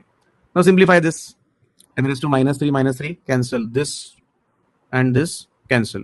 Okay. We'll get answer for alpha as 5 by 2. So 2 alpha is equal to 5. That's your final answer. Okay. Okay. Let's move on to the next question. An ornament weighs 84 grams in air, 77 grams in water. It is made up of copper and gold. Assume specific gravity of gold is 7 and that of copper is 10. Mass of the copper in the ornament is n grams. Then find value of n here. So we know that when object is weighed in air, there is almost negligible buoyant force by air. But when you with the same object which is submerged in water or any other liquid, then there will be buoyant force acting in the upward direction. So the reading of weight that you will get will be lesser. This is called as apparent weight. So we can easily find out how much buoyant force is produced when this ornament was submerged in water, and that will be real weight minus the apparent weight. Okay, so real weight is 84 grams into G. I'm keeping the mass in grams only, minus 77 grams into G. I'm multiplying by G. This G is for acceleration due to gravity. So subtraction will give me 7G. Okay, this is the buoyant force that is produced. Okay, 7 grams weight. Okay, if you weigh 7 grams of water, okay, how much weight will be, that much of buoyant force is produced. Now we will go by the definition of buoyant force. It is weight of the liquid displaced by the body. So here 7 grams of water is displaced. So 7 grams for water, we know density of water is 1. So 7 gram is equal to 7 cc. 7 gram is equal to 7 cc or 7 milliliter. So I can say the volume that is displaced is 7 cc. Okay, remember this G is for acceleration due to gravity. I kept mass, 7 in grams only. So 7 grams will be equal to 7 cc because density of water is 1. So if this much of buoyant force is being produced, okay, 7 grams worth of buoyant force is produced, that means 7 cc water must be displaced. Okay, by definition, buoyant force is weight of the liquid displaced by the body. So for water, if 7 grams is the amount displaced, then 7 cc is the volume displaced. Now 7 cc is displaced by which two objects? Ornament is one, but it has two parts, gold and copper. So if the mass of copper is N, okay, then mass divided by density of copper. See, this is specific gravity, but since we are solving in CGS system, specific gravity is density of the body divided by density of water. Since we are solving in CGS, density of denominator water will be 1. So this can be taken as density of gold and copper in CGS. So mass in grams divided by density of copper 10. So I have divided mass by volume. So I'm getting, mass by density. So I'm getting volume here. So this is volume of the copper. Then out of 84, N grams are for copper. So remaining is gold. So this is mass of gold divided by density of gold, that is 20. Okay. So mass of gold divided by density of gold will give you volume of gold. I'm using simple formula, density mass upon volume. So volume will be equal to mass upon density. So this is volume of copper. This is volume of gold. Total volume displaced should be 7. Okay. Now you can simplify this, multiply by 2 here, multiply by 2 here. Common denominator will be 20. So 2n plus 84 minus n, common denominator 20, equal to 7. So 2n minus n plus 84 equal to 140. 20 into 7. Okay. So 140 minus 84, that will be 56 grams. Okay. So here, first of all, by using real weight and apparent weight concept, we know that apparent weight, real weight minus apparent weight is equal to buoyant force. So we got to know that buoyant force is worth equal to 7 grams of weight of the 7 grams of water. Okay. Now 7 grams of water means 7 cc of water. For water density is 1. So 7 grams of water means 7 cc. 7 cc. Now this is volume of the liquid displaced. So who will displace this ornament? So there are two portions in the ornament. We got volume of copper by density of copper divided by the mass of copper divided by density of copper. Similarly, mass of gold divided by density of gold. That is total volume displaced should be equal to 7 grams. Simplify that. Answer is 56. Okay. Thank you. Hi, my lovely future engineers. Hello, everyone. So this is the chemistry part we are going to discuss. Okay. My name is Shubham Jain. So let's deal with the first question. Yes, everyone. So an ideal gas expands adiabatically and reversibly.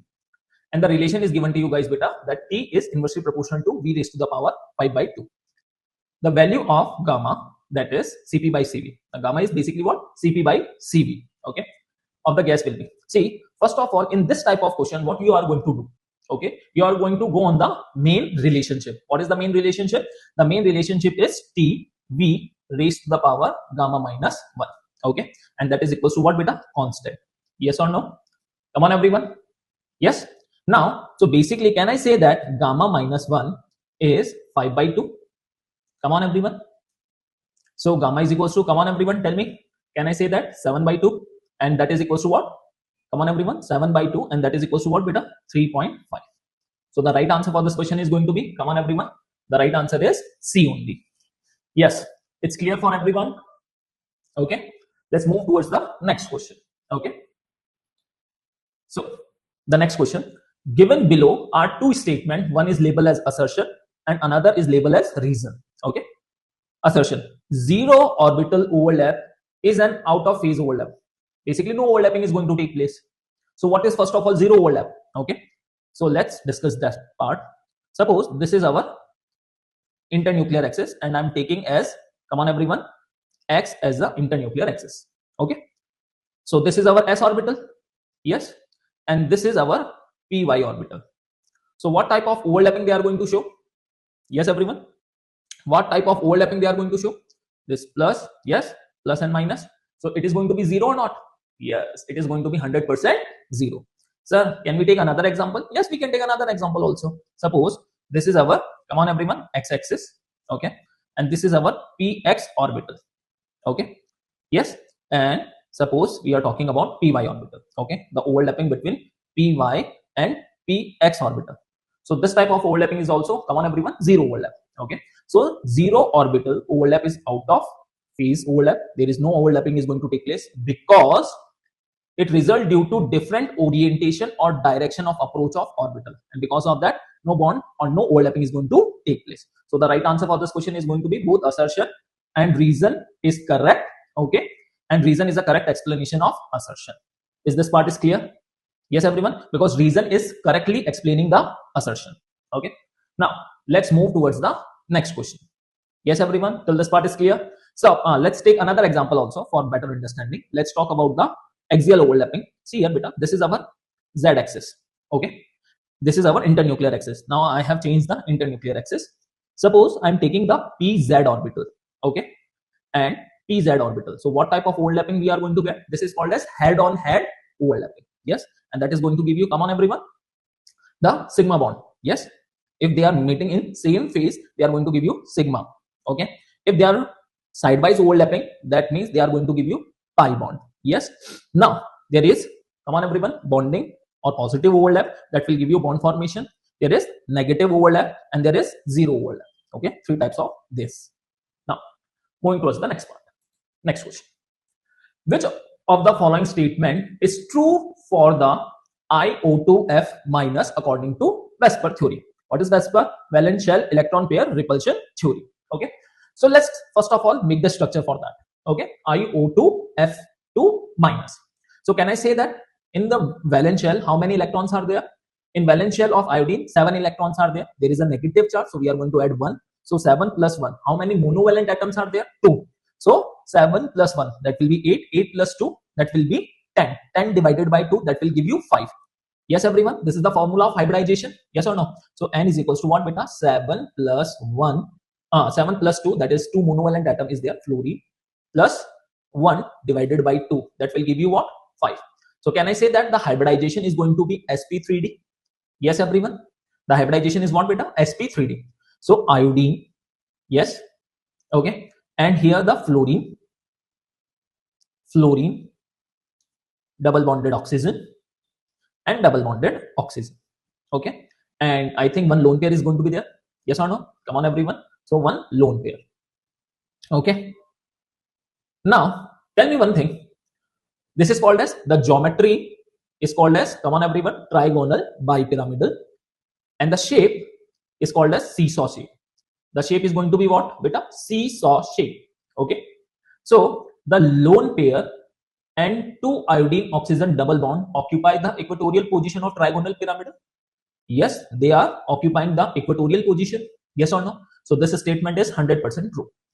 It is it has a sp3d hybridization and a T shape. I think this is a seesaw shape, not a T shape. So this is a wrong statement. Its structure is analogous to SF4. See here beta, what is SF4? S contain how many electron in the valence shell? 6 sulfur. How many monovalent atoms are there? 4 divided by 2. So can I say that this is 5? Yes everyone. So sp3d, again the hybridization is what beta? sp3d. Now tell me, what is the shape that you guys are seeing? Sir, the shape is again seesaw shape. Yes or no? Yes, this is also seesaw, this is also seesaw. So the right answer for this question is going to be D. Yes, It's 100% clear to you guys. Come on, my lovely future engineers. Are bolo bolo? It's clear? Okay. Now, we can take another example also. Okay. Suppose for the hybridization, let's calculate for the hybridization also. XeF2, okay, and CO2. Sometime, okay, in previous JEE Mains, okay, they have asked that in which molecule they have same sheet, okay. Okay, one of the option is this. But sometimes when we do not calculate it or when we do not draw the structure, we are going to get confusion that this cannot be the answer. But yes, everyone, let's look at out here. XeF2. So in xenon, 8 electrons are there in the valence shell and 2 is monovalent atom divided by 2. So can I say that 5? Yes, everyone. So this is our xenon, this is our fluorine, and this is our fluorine. So can I say that the shape is linear? Yes or no? And in case of CO2 also, the shape is going to be linear. Come on. I think you are getting my point. It's clear for everyone. Now, moving towards the next part. Okay. For the reaction, Ag plus and 2 ammonia gives you a coordination complex. Okay. What is the value of delta G naught in kilojoule at 27 degrees Celsius? Okay. So tell me what we are going to use.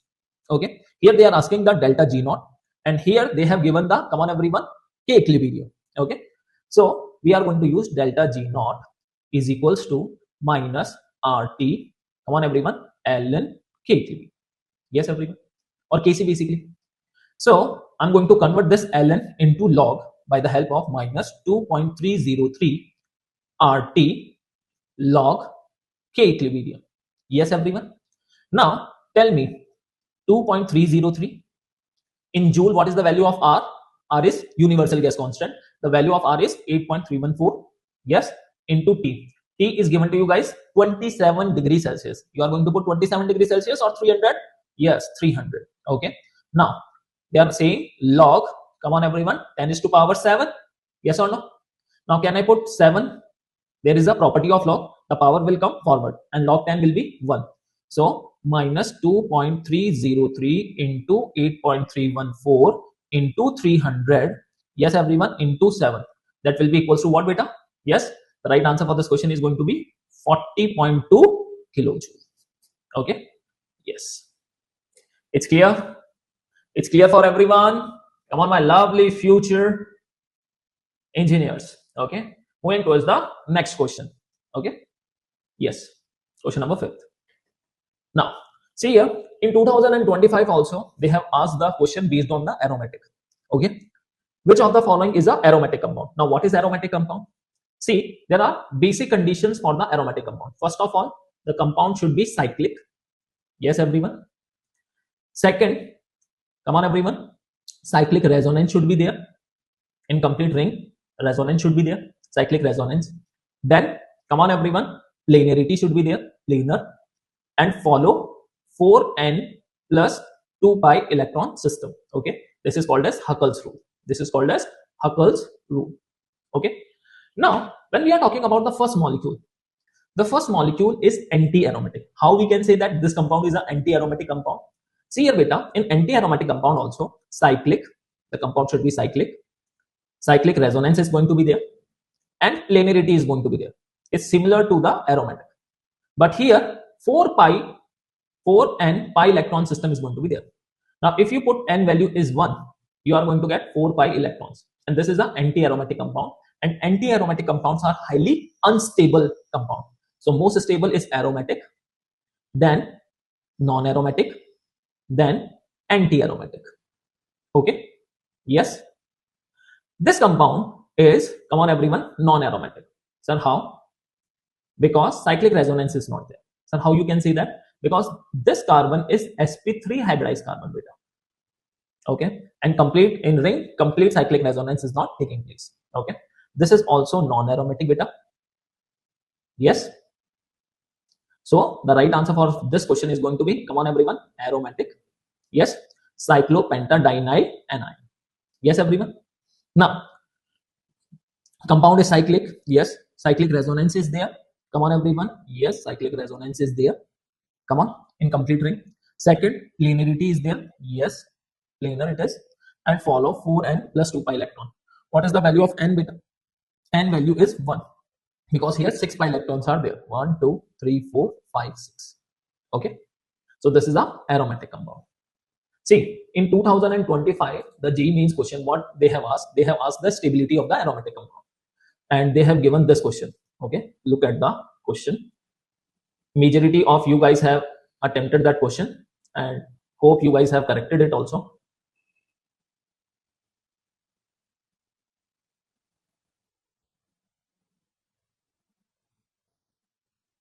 Okay, and they have, come on everyone, ask the stability order. What they have asked? They have asked the stability order. Now, so first compound, okay, second compound, and the third compound. First compound is anti-aromatic compound, beta. Yes. How? Because it follows cyclic resonance, and come on everyone, planar, but follow 4n pi electron system. If you put n value is 1, you are going to get 4 pi electrons. So basically it is, come on everyone, anti-aromatic compound. Second is, come on everyone, aromatic compound, which follows cyclic resonance, planar, and follow Huckel rule, 4n plus 2 pi electron system. And the third one is non-aromatic compound.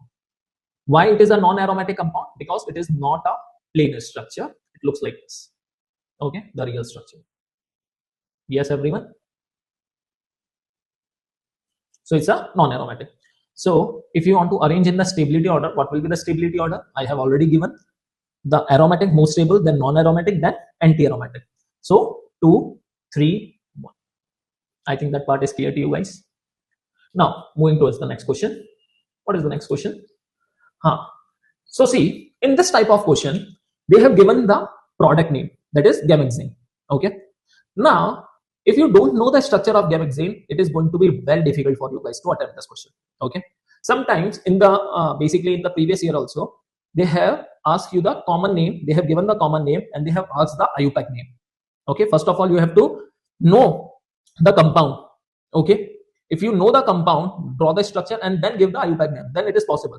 If you don't know the structure, if you don't know the, come on everyone, common name structure, it is going to be difficult. I would suggest do not attempt that question, because there are 4 options, and what will be the possibility for each question? Option 25%. So it's going to be very risky. If you don't know anything, then please do not. Okay, because it will give you a negative marking, and negative marking will crash your dreams also. So it's very risky. Don't. Now, first of all, look at the reaction. Okay. See, all the questions we have attempted in the, come on everyone, in the classes itself. CS3COCl and anhydrous ElCl3. This is working as a Lewis acid, right? Yes or no? Now, what it will do? It will remove the Cl, and we are going to get silenium ion. Yes or no? Now, this carbocation is not going to rearrange. Why? Because it's already stable. This electrophile is going to attack on the benzene ring. So, can you guys name this reaction? This is called as, yes, you got it right. This is called as Friedel-Crafts acylation reaction. Yes, everyone. So here benzene, okay, on benzene, the reaction is going to take place. This is called as electrophilic aromatic substitution reaction. The hydrogen is substituted by the acyl. So what we are going to get, beta? Yes, everyone. C double bond O and CH3. Yes. Now Cl2 and FeCl3. Again, this is, come on everyone, Lewis acid. Okay, and it is going to generate our electrophile, that is Cl positive. Yes, everyone. And that is going to attack on benzene. We are going to get chlorobenzene. Come on, my lovely future engineers. Tell me what we are going to get. We are going to get chlorobenzene. Now, okay, Cl2 is present in excess, and UV or HNO. So what we are going to get? Come on, everyone. We are going to get gamexene. Yes, you got it right. Come on, everyone. What we are going to get, beta? Gamexene. We are going to get. So basically here Cl, Cl, Cl, Cl, Cl, and Cl. Okay. Yes. Now H2 and nickel, very simple. We know about this reaction. What is the reaction? Hydrogenation. What do you mean by hydrogenation? The addition of hydrogen. That is called as hydrogenation, and we are going to get cyclohexane. Is this part is clear? Come on, everyone. What we are going to get? Sir, we are going to get cyclohexane, sir. Yes or no? It's clear for everyone? Come on. Now, moving towards the next part, next question. So the right answer for this question is going to be, yes, everyone, C. Okay. Yes, everyone. Now, moving towards the next question, that is question number 7. Which of the following is not, okay, See, in our JEE Mains, we got huge amount of time in, with respect to chemistry I'm talking about. Hai na? Yes, so we can easily solve chemistry with very small time, okay, and you can give your extra time to physics and maths, okay. So see here, this is a very simple question basically. Allylic halide. What is allylic halide? You should remember the condition.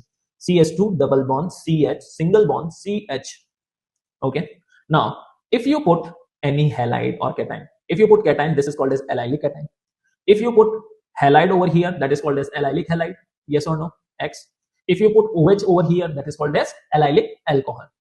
Now you have heard of also the vinyl. Yes, everyone. Vinyl chloride, vinyl alcohol. Okay. Now, so this is our allylic. This is our vinyl. This is our sp3 hybridized carbon. Yes, everyone. This is our sp3 hybridized carbon on which X is connected. Yes, and after that double bond is there. So double bond. So can I say that this is a allylic condition? Yes, 100%. sp3 hybridized carbon on directly connected to double bond. Allylic. sp3 hybridized carbon that is directly connected to a double bond. Yes, so that is a allylic. Can you guys tell me? Yes, everyone. This is also allylic. Yes or no? Yes, this is also allylic. Okay. Now, suppose here we are talking about. So can I say that this is a vinylic condition? Yes or no? So this is what with a vinyl chloride. This is called as vinyl chloride. Okay. Polymerization of this, okay, will give you polyvinyl chloride. That is PVC pipe, the white pipe, the Salman Khan or the Akshay Kumar ad for that. Yes, these are that polyvinyl chloride. This is basically vinyl chloride. Okay. Now, moving towards the next question. The elements show greater ability to form p-pi multiple bond. Okay. So see, the second period elements are the rebellious elements. Yes or no? Why they are rebellious elements? Because they generally do not follow their group properties. Why? Why they are not following that? Because of small size, high electronegativity, high ionization enthalpy, and absence of vacant d orbital. Yes, you got it right. So basically, can I say that? Yes, everyone, which will form or which will have greater ability to form p-pi bond? The p-pi bond among this can be formed by carbon. See, carbon, silicon, germanium, and tin. Yes, everyone. So as we move down, the formation of p-pi multiple bond will not take place in these. Why they are not forming? Because as size increases, overlapping, size is small, overlapping is strong. Okay, that carbon can form multiple bond with itself. Like you can see here, carbon triple bond, carbon double bond. Okay, carbon triple bond with nitrogen. With yes, everyone, it can form. These are stable ones. But as we are moving down the group, what will happen? Size increases, overlapping decreases. So the bond forming is weak. Yes, everyone, the overlapping is going to be weak. Okay, so that's why the element that show greater ability to form p-pi multiple bond is carbon only. Okay, it's clear. Come on, everyone. Now, going towards the next question. Okay, see, the most stable conformer of 2-chlorobutane. Okay, what they are asking? The most stable conformer of 2-chlorobutane. CH3, CH, Cl, CH3, CH2, and CH3. Yes, everyone. Come on. If you took this is a front carbon, okay, then this is going to be the back carbon. Come on, everyone. Yes or no? Tell me. Yes. Now let's do the form in the, come on, everyone, Newman projection. Okay, so this is our CH3 on the front carbon, hydrogen and chlorine. Yes, everyone. Okay, now let's talk about the back carbon. This is our back carbon, and on the back carbon one CH3 is there and 2 hydrogens are there. Okay, so if I put it in anti position, the 2 methyl group at maximum distance, yes or no? So they are going to repel minimum. The repulsion is going to be minimum. So can I say that the stability is going to be maximum? Come on, everyone. Yes or no? Yes.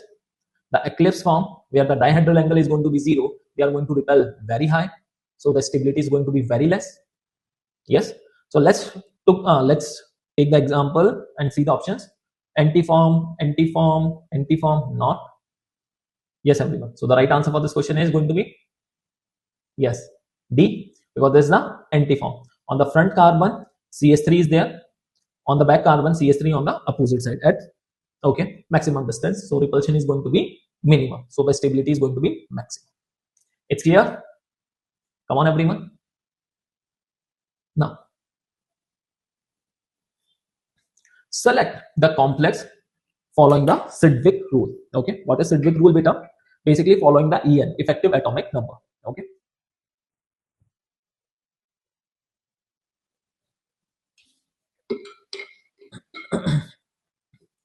Now, so effective atomic number. Generally, those who follow the effective atomic number, they are generally more stable.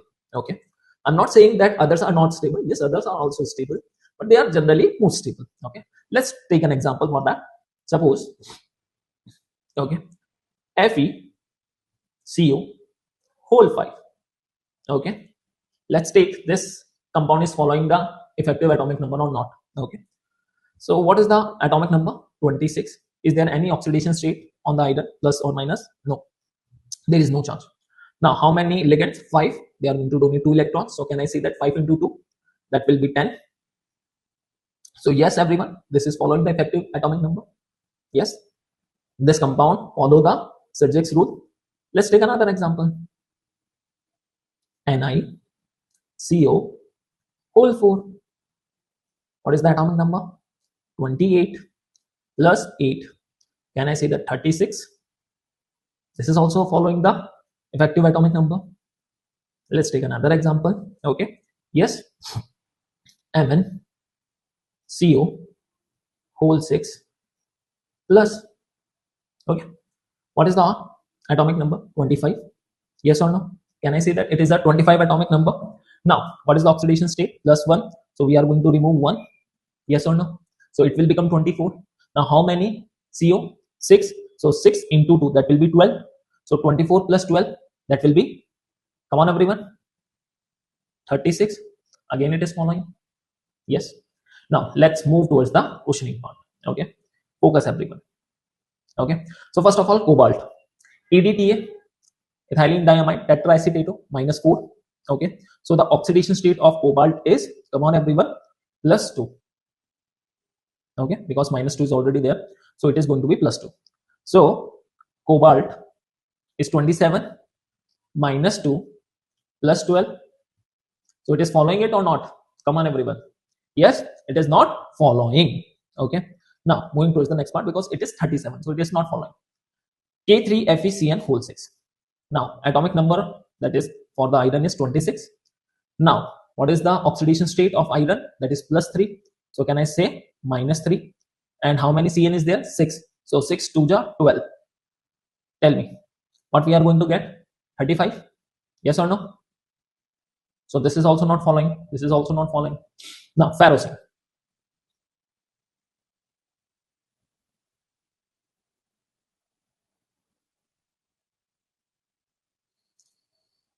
See, okay, now iron is present in +2 oxidation state. So 26 -2 plus 12. Come on everyone, can I say that it is going to be 36? Yes everyone. So what will be the right answer? The right answer is ferrocene. Now some of you will ask, sir, for the platinum it is following or not? No, it is not following. How we can say that? See here, 78. Yes everyone. How we are going to calculate? Nickel, palladium and platinum. Yes everyone. So basically nickel is 28. Now if you are going to add 18 in it, okay, and if you are going to add 32 in, you will get it. Okay, yes everyone. So here, come on everyone, 78. Now what is the oxidation state? +2. So can I say that -2? And we are going to put, come on everyone, 8, 3 and 4. Okay, basically, so 8. What we are going to get? Come on everyone, 84.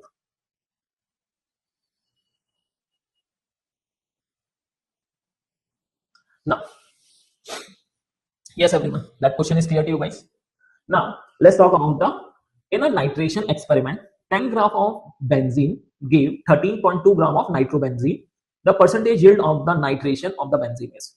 So what is percentage yield, beta? First of all, tell me that. Percentage yield is nothing. The experimental yield upon theoretical yield into 100. That will give you the, come on everyone, percentage yield. Okay, that after performing, how much percentage that we are obtaining. Okay, now first of all, let's write the reaction. Benzene, yes everyone, on reaction with concentrated HNO3 and concentrated H2SO4. So can you guys tell me what is the electrophile in this? Yes, because this is also an electrophilic aromatic substitution reaction. So the electrophile is NO2 positive. This is working as a base in this reaction, and this is working as an acid in this reaction. This question is asked in your JEE Mains. Okay, now here what will happen? Okay, here what will happen? Nitration is going to take place. Okay, hydrogen is going to be substituted by NO2. Okay, now here we know the molecular weight. So can I say that from 1 mole we are going to get 1 mole? Can we say that? So from 78 gram of benzene we are going to get how many? 123 gram of nitrobenzene. Okay, so the mass of nitrobenzene that we are going to obtain from benzene will be the mass of nitrobenzene. First of all, you have to calculate it. Mass of nitrobenzene that is going to obtain from 10 gram of benzene will be, come on everyone, 123 upon 78 into 10. Yes everyone, and you are going to solve it. What we are going to get? 15.8. Okay, now after this what we are going to get? I have already told you the formula, that is experimental yield. What is experimental yield, beta? That I have given in the question. Okay, the percentage yield. Experimental yield is given to you guys 13.2. What is the theoretical yield? 15.8. Come on everyone, 15.77, approximately 15.8 I have written, into 100. Okay, that will give you what? Come on everyone, how much percentage we are going to obtain? The right answer is 83. Yes everyone, it's clear? It's clear? Yes everyone, it's clear for everyone? Now it's a very simple question. Okay, going towards the next part. Yes, this is an interesting one. Okay, this is going to be the interesting one question. The conductivity of saturated solution of barium phosphate, okay, is 1.2 into 10 raised to power minus 5 ohm inverse cent. Okay, the limiting equivalent conductivities of barium chloride, potassium phosphate, potassium chloride is given to you guys. Okay, this value is given to you guys in equivalent. Okay, and if you remember, the lambda equivalent is equals to lambda m upon n factor. Yes or no? Yes. The solubility product they are asking for the barium phosphate. What they are asking? They are asking for the solubility product for the barium phosphate. Now, first of all, let's calculate the lambda equivalent for the, come on everyone, barium phosphate. Yes everyone, Ba3 PO4 whole twice. Yes. Now, so barium is required, potassium is required. Yes everyone, and the chlorine we are going to subtract it. So what we are going to get? So 160 plus 140. Yes everyone, minus 100. So what we are going to obtain? Tell me what we are going to obtain. Can I say that 200 we are going to obtain? Yes. And what is the value? Sir, ohm inverse, centimeter inverse, equivalent inverse. Now we are going to calculate the lambda m. How we are going to calculate the lambda m? Just we are going to multiply it by a valency factor. So what is the valency factor for barium phosphate? We don't know.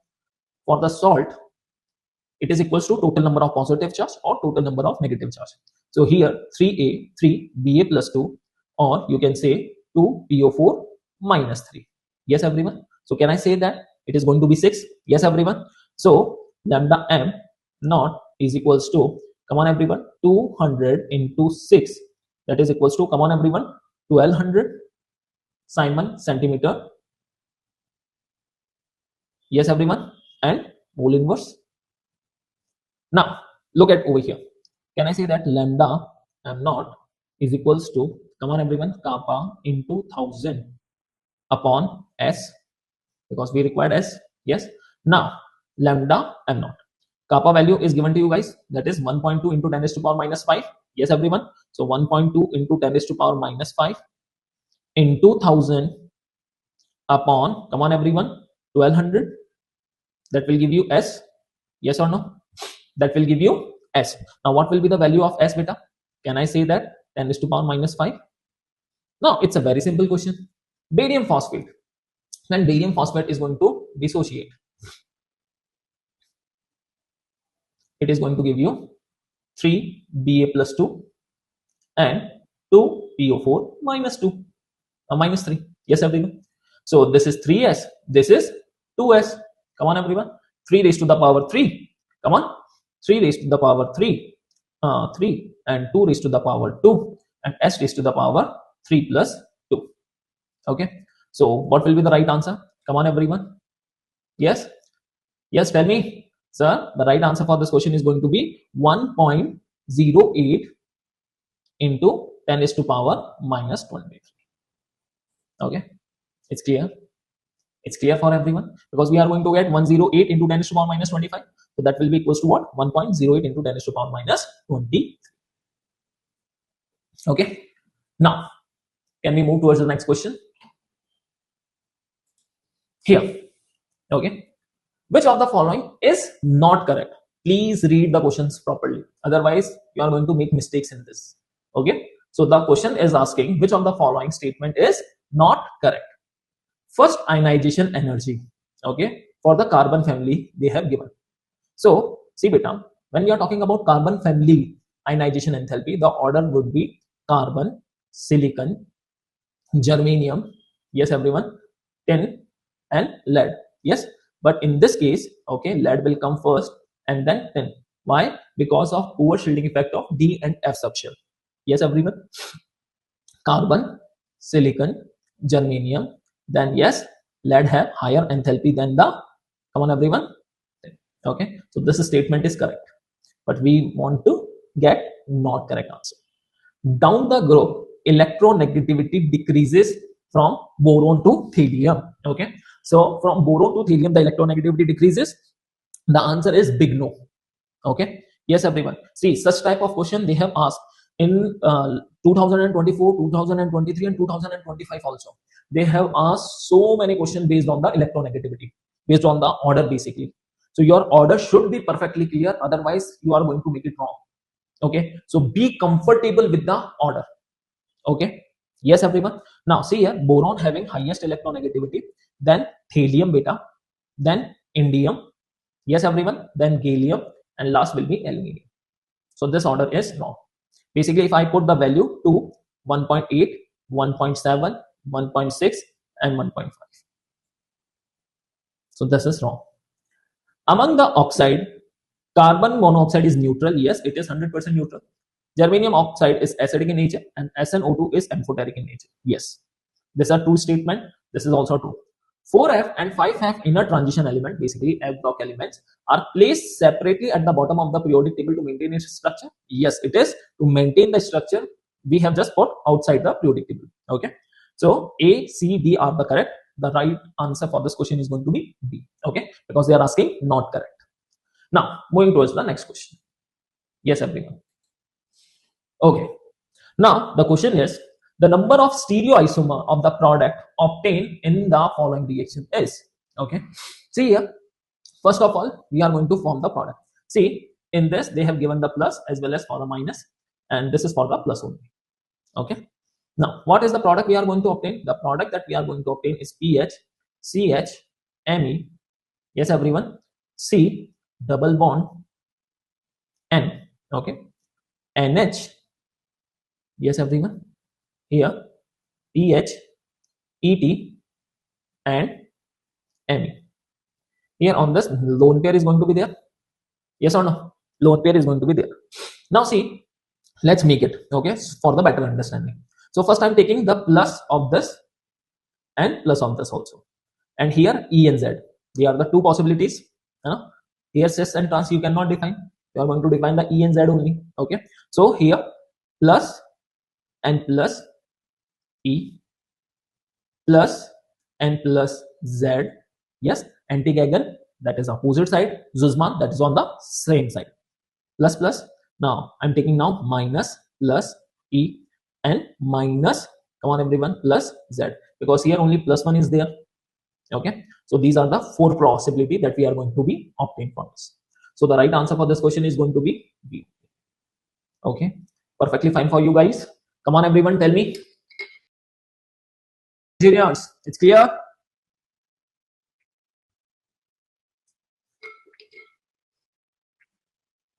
Now, okay, see here. This is given to you guys, that is aniline. Aniline on reaction with anhydride. So what we are going to obtain when aniline is going to react with anhydride in presence of pyridine, we are going to obtain amide. Can I say that? Yes, everyone. We are going to get the second compound as amide. And we also know that amides are amphoteric in nature. Okay. After this, we have performed the reaction with lithium aluminium hydride, which is a reducing agent. Yes, everyone, which is going to reduce CO. Okay, in the case of amide, it is going to reduce NH, CH2, and CS3. Okay, so what they are asking the basic. Now see here, this question is quite interesting. Why I am saying this question is quite interesting? Because first of all, they have performed the reaction. If you know the reaction, then only you can form the product. Now, in this, they again ask the basic nature question. Okay, so basically, if your reaction part is clear, your GOC is clear, then only you are able to answer it. Okay, now see here, beta, they are going to apply the plus I effect. They are going to increase the basic nature. Now, first, second, third, they are asking which is most basic in nature. The third is most basic, then the first, then the second. Okay, so the right answer for this question is going to be third, first, and second. Yes, everyone. Okay, we can take another example also for the understanding of basic nature. Okay, or I will give you a complete concept regarding that. Basic nature is directly proportional to stability of conjugate acid. Now, stability of conjugate acid is basically beta, it's a positive charge, right? So stability is going to depend on electron donating group and inversely proportional to electron withdrawing group. Okay, so can I say that it is going to be directly proportional to plus M, plus H, and plus I, and inversely proportional to minus M, minus H, and minus I? Yes. And we can say the basic nature is directly proportional to Kb, inversely proportional to pKb, directly proportional to, come on everyone, pKa, inversely proportional to Ka, directly proportional to OH minus ion concentration, and inversely proportional to H plus ion concentration. Yes, but remember, in case of aniline, the ortho substituted anilines are least basic. Why? Because of SIP effect, steric inhibition in protonation. Okay, so the basic concept should be clear in your mind. Now, moving towards the next part. Okay, next question. Okay, now this is again an interesting question. They have asked the solubility product of Hg2Cl2 is.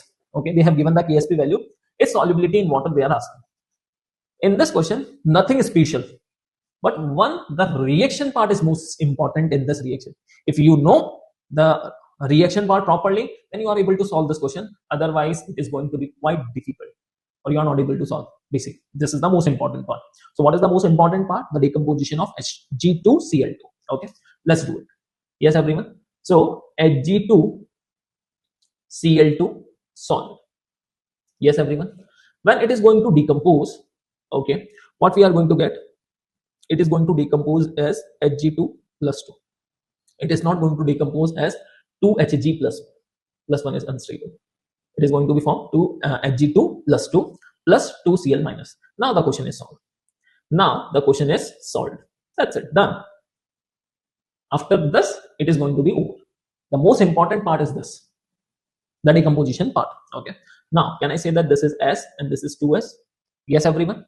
So, Ksp is equals to Hg2 plus 2 and Cl minus raised to the power 2. Come on, everyone. And for that, we can easily write 4S cube is equals to Ksp. They have given the value of Ksp, yes or no? They have given the value of Ksp. So, S is equals to Ksp upon 4 raised to the power 1 by 3. Yes or no? Now, solve it. You are going to get the right answer is going to be 2.6 raised to the power 1 by 3 divided by 2 into 10 raised to the power minus 6. This is a very simple question, but the most important part of this question is Hg2Cl2 decomposition. If you know, then you are going to get it. If you don't know, definitely you are going to make a mistake in that. Okay. Now, moving towards the next question. Okay. The interesting one.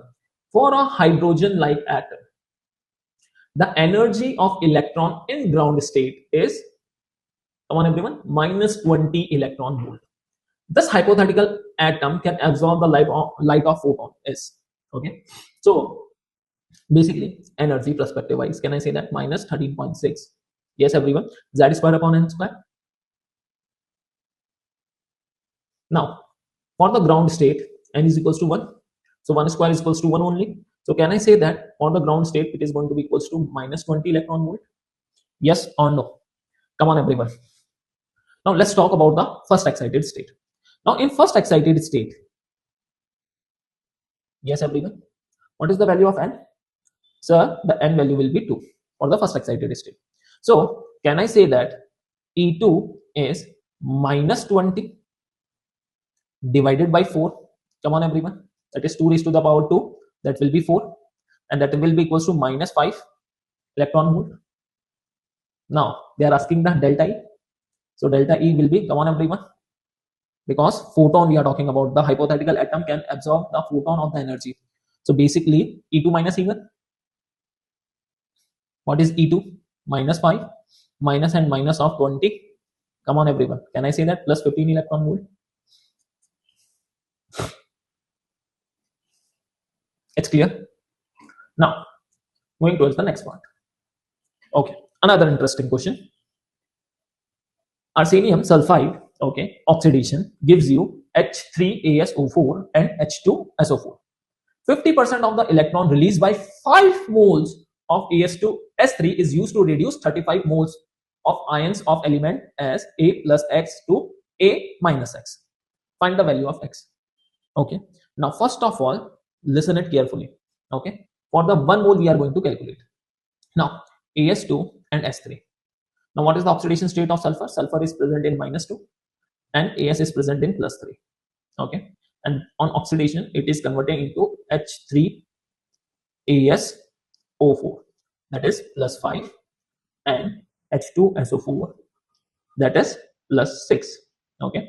From plus 3 to plus 5, the changes of 5, the changes of 2, but there are how many arsenic? 2 is there. From minus 2 to 6, okay, the changes of 8. How many sulfur are there? 3 sulfur are there, okay, in 1 mole, and 2 arsenic are there. So 2 multiplied by 2 plus 3 multiplied by, come on everyone, 8. Yes everyone, 8 3s are 24. 24 plus 4, that will be 28 electron lost by per molecule of arsenic sulfide. Is this part is clear? The 1 mole of arsenic sulfide is going to lose how many electron? The arsenic from plus 3, it is converting into plus 5. So 2 arsenic is there, multiply by, come on everyone, 2, because changes of 2 from plus 3 to plus 5, the changes of 2. How many arsenic? 2. Now sulfur from minus 2, it is converting into plus 6, 8. 8 multiplied by 3, 8 into 3. So can I say that 28? Yes, this is from the 1 mole of arsenic sulfide. Now electron lost by 5 mole of As2S3. So can I say that 5 into 28? Yes everyone, that will be 140.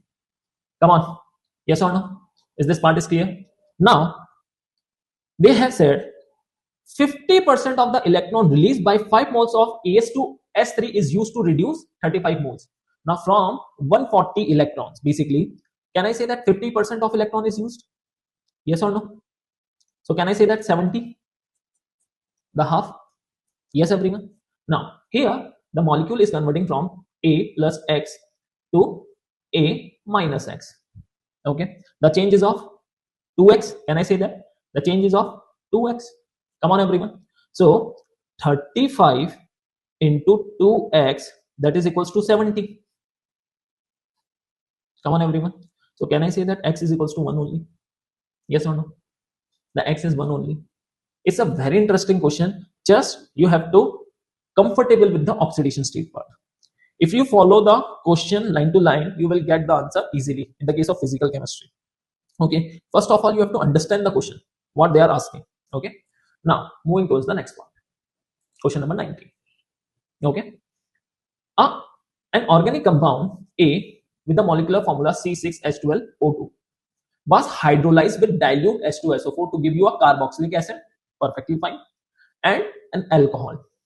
Okay, C gives white turbidity immediately when treated with the anhydrous ZnCl2 and concentrated HCl.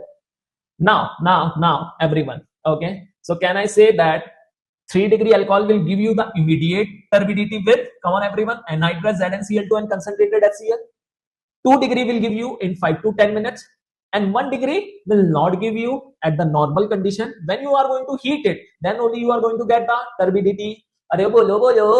Yes. So here, what will happen when you are going to hydrolyze it?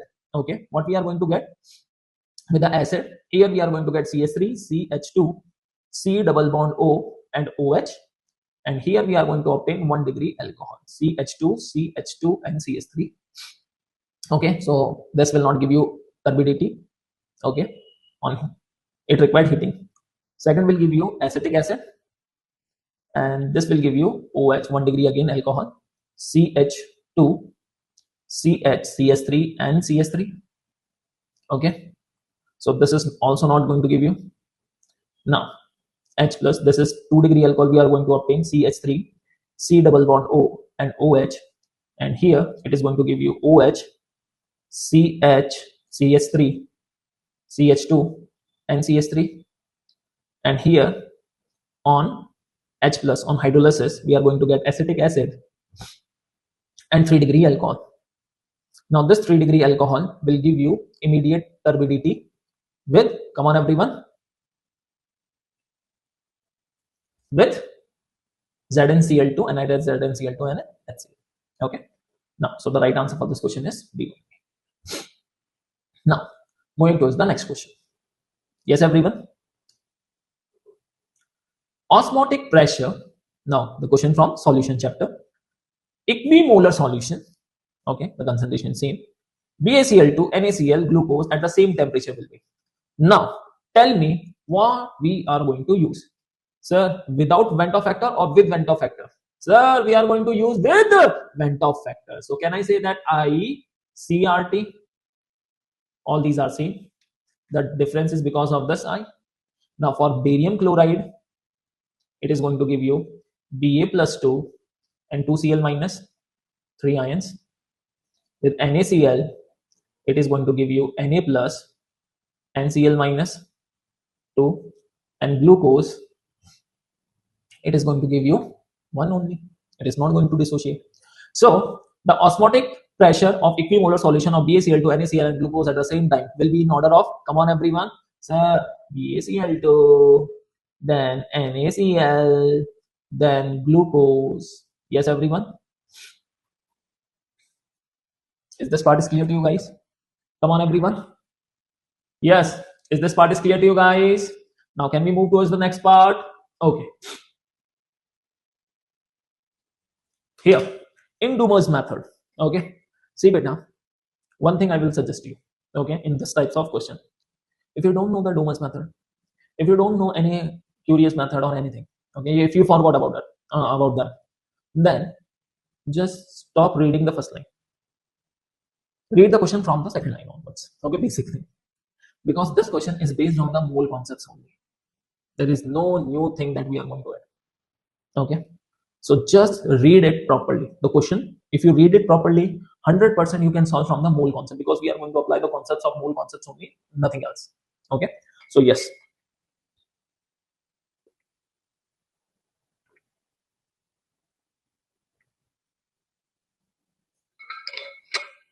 So in this question, what they are asking in Dummer's method for the estimation of nitrogen, okay, 0.02 gram of organic compound gave 2 ml of nitrogen gas at 775 mm of Hg of pressure at 27 degrees Celsius.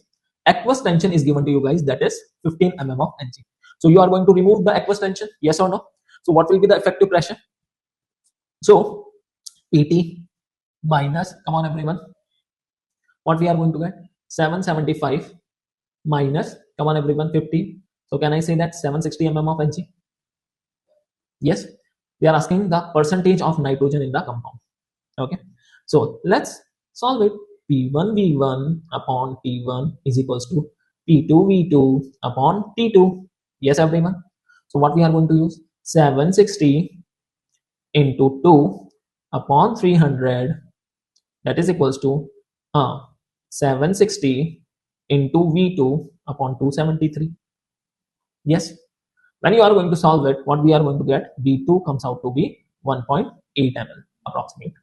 Okay, now first of all we are going to calculate the mass of nitrogen, because mass of nitrogen, mass of organic compound into 100, that will give you the, come on everyone, percentage of nitrogen. So first of all, mass of nitrogen. Yes everyone. So 28 upon 240 into 1.8 ml. Okay, now what we are going to get? We are going to get 0.0025. Okay, this is the mass of nitrogen. Now mass of nitrogen we know, mass of organic compound we know, into 100 you will get your answer. That will be percentage nitrogen is, come on everyone, 0.02. Yes everyone, upon what is the weight of organic compound? Come on everyone, that is given to you guys 0.02 into 100. Okay, solve this. What you are going to get? 11.1% basically. So we are going to get 11%. Okay, now moving towards the next question. See, just we have applied the mole concept only. Okay, this is the easiest question of this, I think, this paper. Titanium show the magnetic moment of 1.73 Born magnetron in its compound. What is the oxidation state? Okay, first of all, use this trick. Okay, when such type of question is given to you guys, use this trick, x.732. Okay, if the value after decimal is greater than or equal to 0.732, then x will be number of unpaired electron. If value is less than 0.732, the x minus 1 will be number of unpaired electron. Suppose if I'm saying 5.2 Bohr magnetron, find out the element or ion. Okay, that means definitely in that element 4 unpaired electrons are going to be there. Okay, and in this they are saying 1.73, that means basically 1 unpaired electron is going to be there, and 1 unpaired electron will be present in titanium. What is the oxidation, what is the electronic configuration? Scandium titanium. So basically, can I say that 3d2 and 4s2? They are saying how many unpaired electron? 1 unpaired electron, because the Born magnetron is 1.73. So what will be the oxidation state? Come on everyone, can I say that? Titanium plus 3. Yes or no? So what is the oxidation state of titanium? That is 3 only. Okay, if you solve from this pattern, okay, you will get like fraction of a second to solve this question. Now, okay, very simple. In Osa-John formation of glucose, how many molecules of phenyl hydrogen is used? Okay, most of you guys have remembered this question. Most of you guys don't remember this question, right everyone? If you remember it, very simple. If you don't, then let's focus over here. Okay, so see, first of all, when we are talking about glucose, okay, this is our glucose molecule. Yes everyone.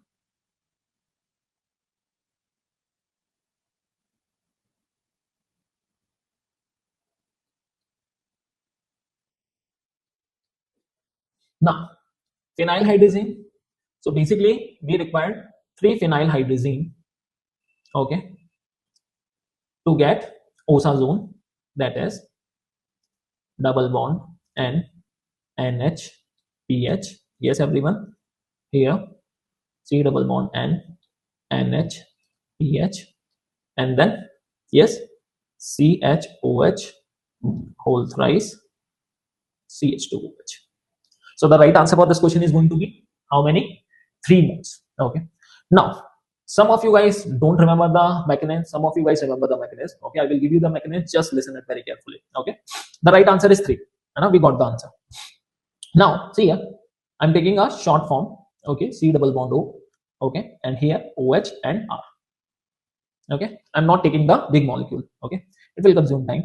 Now here, first of all, first molecule of phenyl hydrogen is going to react. So what we are going to get? What is going to be removed? And here H, okay, OH, here C double bond N, NH, and pH. Okay, and here R. Now what will happen? The electron density is going to be transferred from here. This pi bond will shift, and hydrogen will also shift over there. So what we are going to get?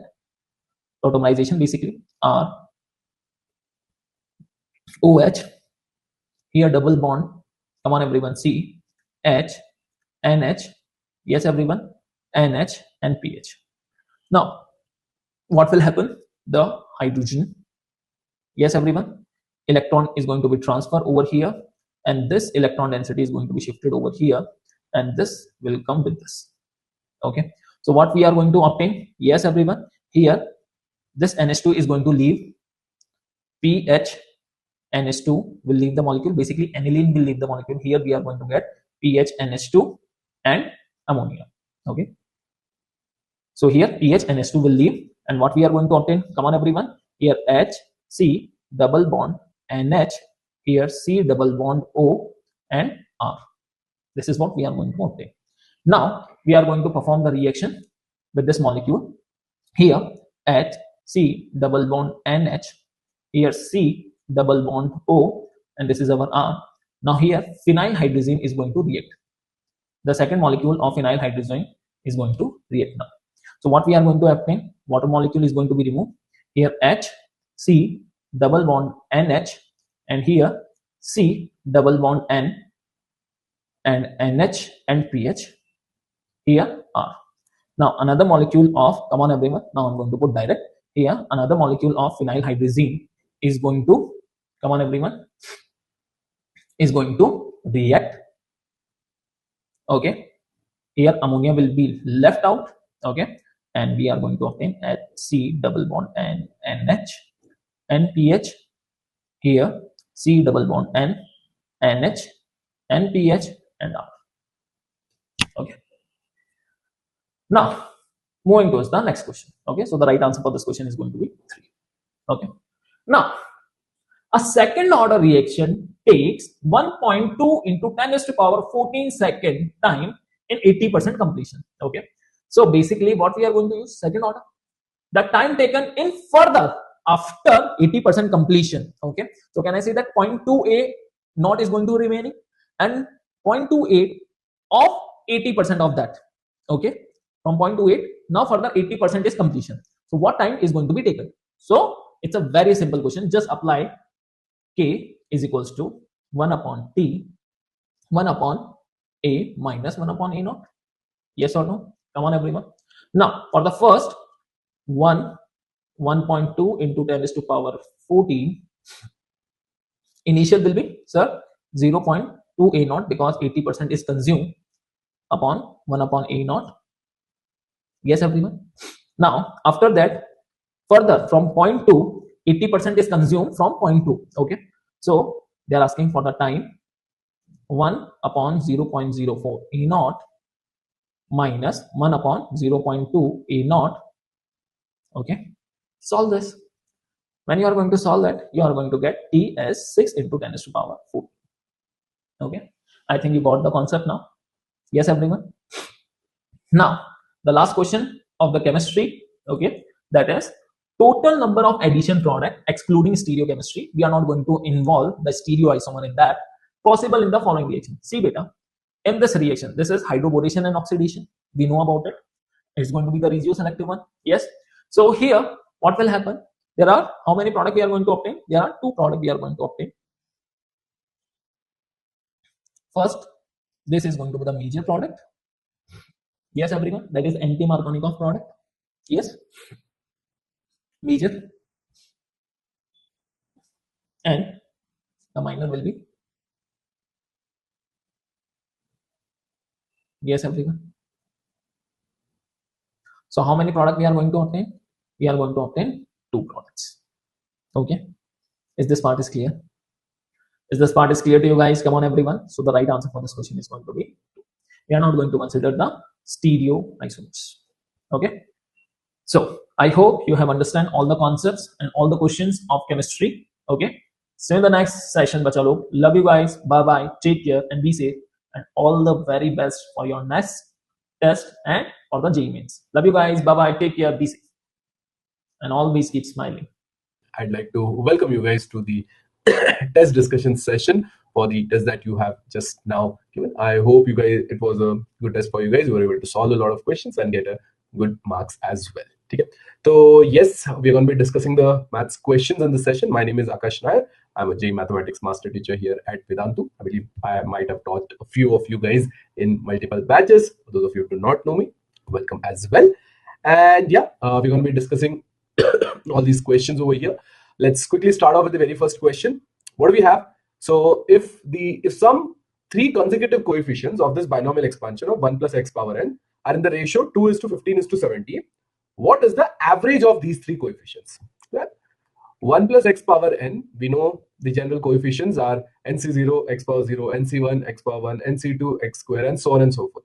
So I can assume that any 3 consecutive powers are ncr minus 1, ncr, ncr plus 1.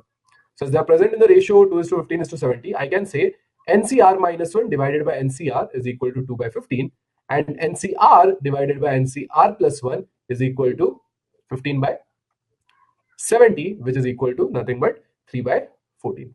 So if you simplify this out a little bit, you can use the formula or just straightforward take the binomial coefficient ka value, which is n factorial upon n minus r plus 1 factorial, r minus 1 factorial, divided by n factorial upon n minus r factorial, r factorial. N factorial gets cancelled out. N minus r factorial, n minus r plus 1 factorial. Out of that, n minus r plus 1 is left. Similarly, in the denominator also, r minus 1 factorial and r factorial, only r is left. This is equal to 2/15. So what do you have? You have r upon n minus r plus 1 equals to 2/15. Over here, what do you have? Over here, you have n factorial upon n minus r factorial into r factorial divided by n factorial upon n minus r minus 1 factorial into r plus 1 factorial. You can cancel the 2 of them out. And over here also you can cancel this out. N minus r will be left. N factorial will be also eliminated. So r plus 1 upon n minus r equals to 3/14 over here. Cross multiply. What are the 2 equations that you're getting? Equation number 1 is 15r equal to 2n minus 2r plus 2. So bringing everything over to one side, you will get 2n minus 17r plus 2 equals to 0. And the second condition that you have, to simplify this one, that's 14r plus 1 is equal to 3n minus 3r. Bring everything over to one side. So that's 3n minus 17r minus 1 equal to 0 over here. Okay? You can add the 2 expressions over here. And oh, sorry, this should be 14 minus 14. If you subtract these 2 expressions over here, what will you get? You will get left hand side will remain the same as 0 equals to minus n and plus 16. So this will give you the value of n to be equal to 16. Using n equals to 16, substitute anywhere, you'll get the value of r as well. R comes out as equal to 2 over here. So n equal to 16, r equal to 2. What are your binomial coefficients? 16C1, 16C2, 16C3. Simple values. Their average will come out as 16 plus 120 plus 560 upon 3. 232 will be the answer. Pure bit of simple calculation type of question. So that this comes inside easy category question. Basic pickings, simple binomial coefficient ka value, if you know, should be able to solve this one. Okay? Let's have a look at the next one. Oh, this is amongst the easiest of questions that you can get, right? It's a question on wavy curve. So let's simplify this out a little bit. So you have x minus 2, x plus 2 into x minus 4. That expression is divided by x minus 2, x minus 3 less than or equal to 0. You can cancel this out, put it as x minus 2 power 0. And now, what are the roots that you have? You have roots, negative root is only minus 2, then you have 0, then you have 2, 3, and 4. So you go positive, negative, positive. Now remember, 2 has a odd power, sorry, even power, so there's no change, then negative, positive. So what are the 2 regions? You have x belongs to minus 2, 0, union, you have 3, 4. So what are the acceptable values? You have minus 2, minus 1, 0, and you have only 4. So option B will be the answer for this question. Okay? We'll have 4 values which are satisfied, hence the answer for the question option B. Okay, everyone? Hope the idea is clear. Moving on, this was also, I'll say, comes under the easy category. To get the next one, again, this is also an extremely easy question. Direct logic. You must have seen this exact type of question previously as well.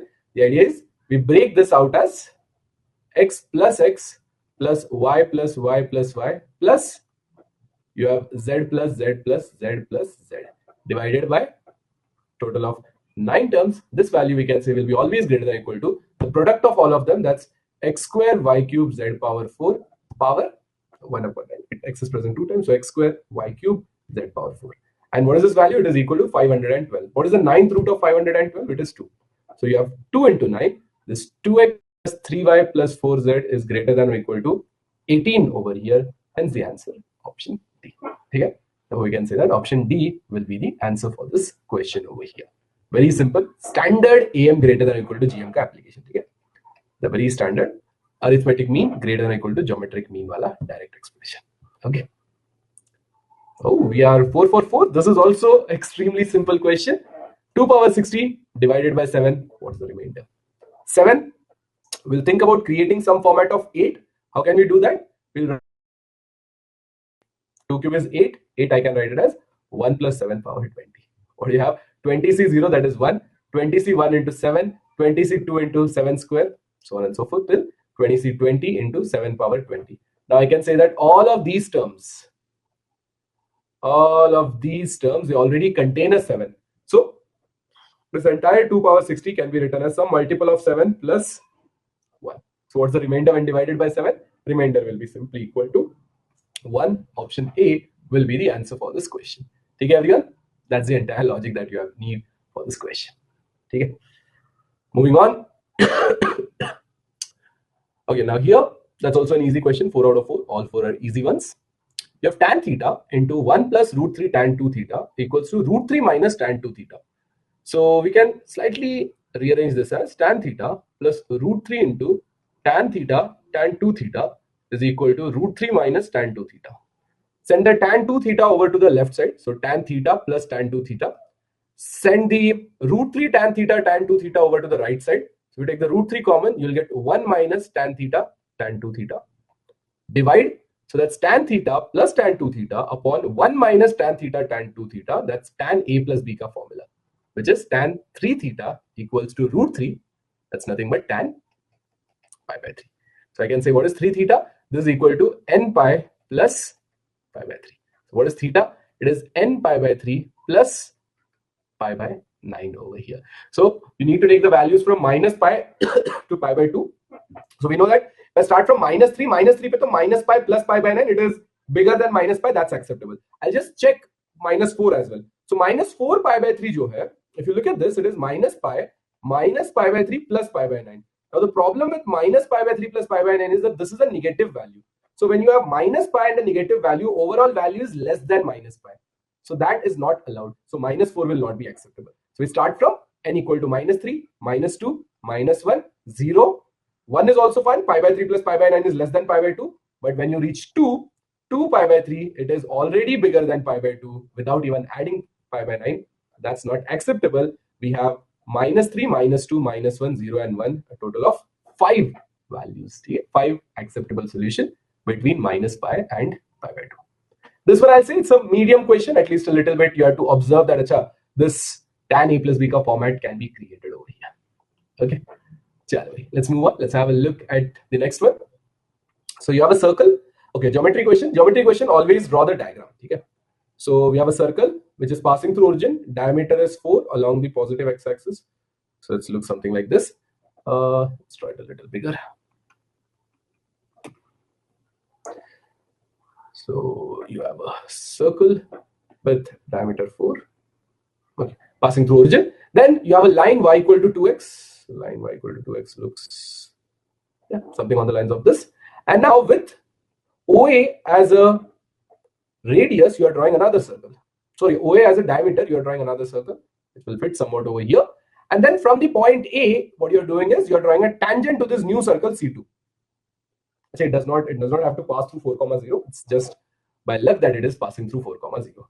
And now you're calling that this is the point where it meets the x-axis is P, where it meets the y-axis is Q, and you have been asked to find AP is to PQ ka ratio. Now see, this question has a lot of unnecessary stuff. I'm going to remove all of the unnecessary things. Okay, this circle C1, not at all required. This circle C2, nearly not required. One funda we need circle C2 because this line PQ is tangential. I can say it will be perpendicular to the diameter. This is the only need. So after this, I can remove C2 also. Now y equal to 2x. So can I say that this angle theta ke liye, as it is y equal to 2x, tan theta, the slope will be equal to 2. Let's assume that AO is equal to some L. Can I say that in the triangle AOP, tan theta will be equal to opposite AP upon adjacent L. Similarly, in the triangle AOQ, I can say that cot theta jo hai, that is adjacent AQ divided by opposite L. Okay? This is what I will get. Now from here, I have AP equals to L tan theta. So AP is to PQ, the ratio you need to find. That will be L tan theta divided by L tan theta plus L cot theta. Cancel out the L. You have tan theta upon tan theta plus cot theta. That's 2 upon 2 plus 1 by 2. So what is that? That is simply 4 by 5. So AP is to PQ ka jo ratio is going to be straightforward 4 by 5. So all that circle and everything, just a lot of extra information which is given, which you did not exactly need to solve the question. Okay? 4 to 5, option D will be the answer over here.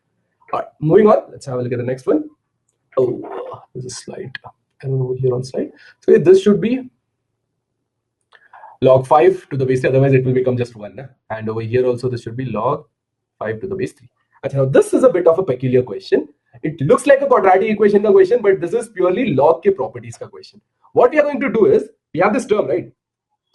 3 power root of log 5 to the base 3. I'm going to simplify this out.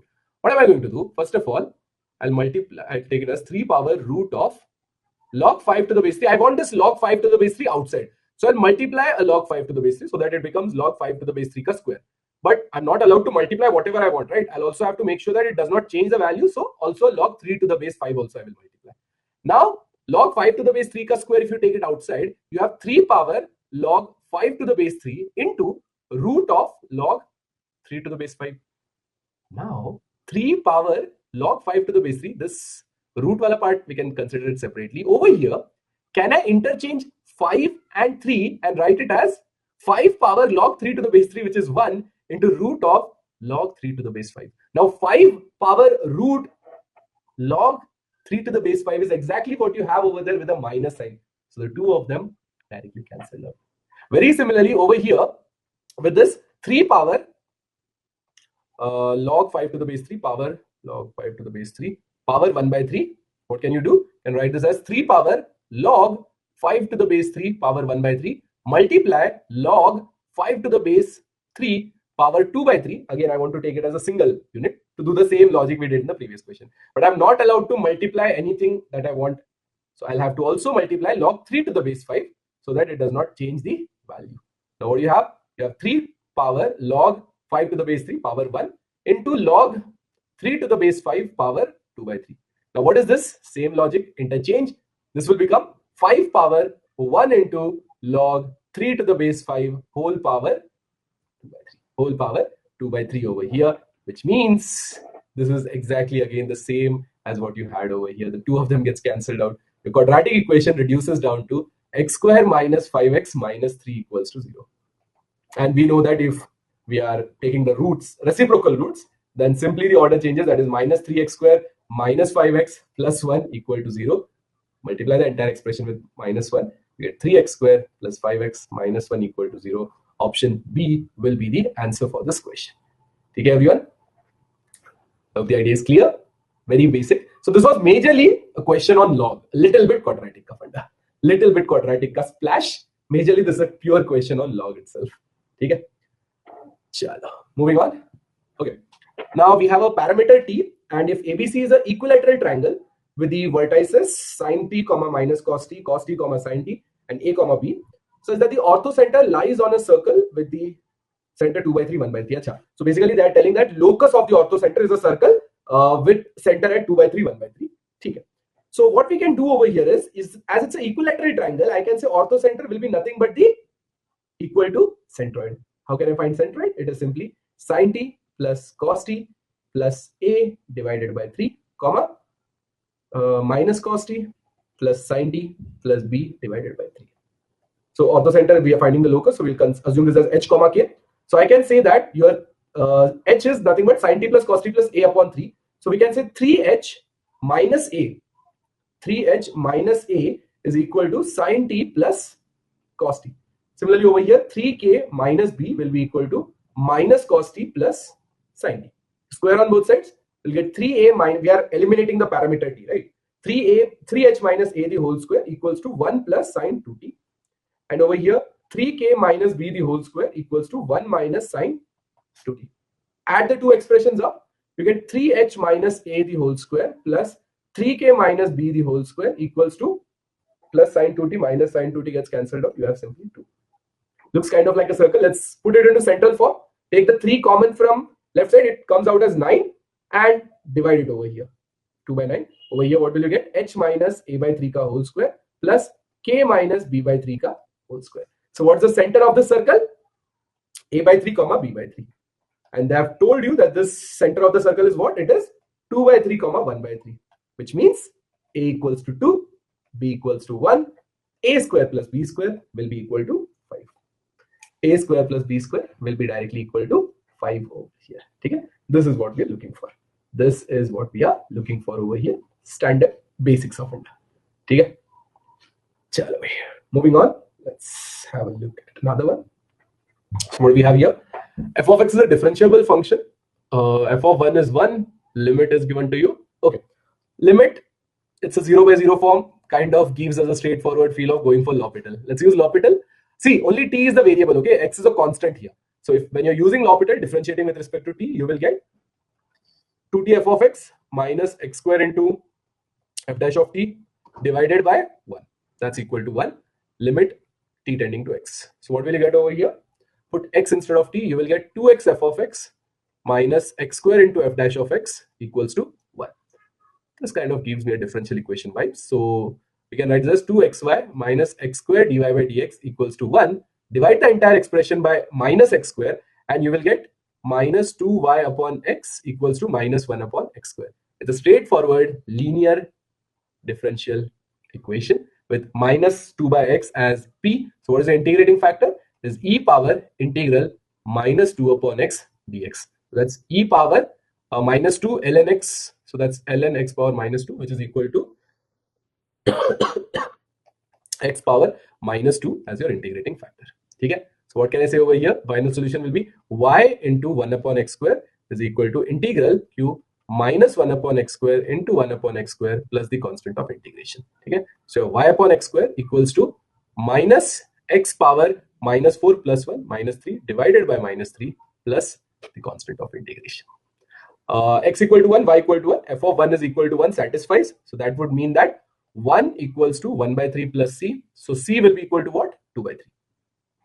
This is the value of c. So what's the final function? It is y upon x square equals to 1 upon 3x cube plus 2 by 3. Now just put in x is equal to 3 by 2. Just put in x is equal to 3 by 2 over here. That will give you the value of y, because y is equal to x square into 1 upon 3x square plus 2 by 3. Just put in x equals to 3 by 2, gives you the value of y. So what's the calculation bit? Yeah, 31 by 18 will be the answer. Okay? That's just a bit of calculation. 31 by 18 comes as the final answer for this question. Got everyone? Chalo bhai. The idea is clear. Let's move on and let's have a look at the next one. What do we have here?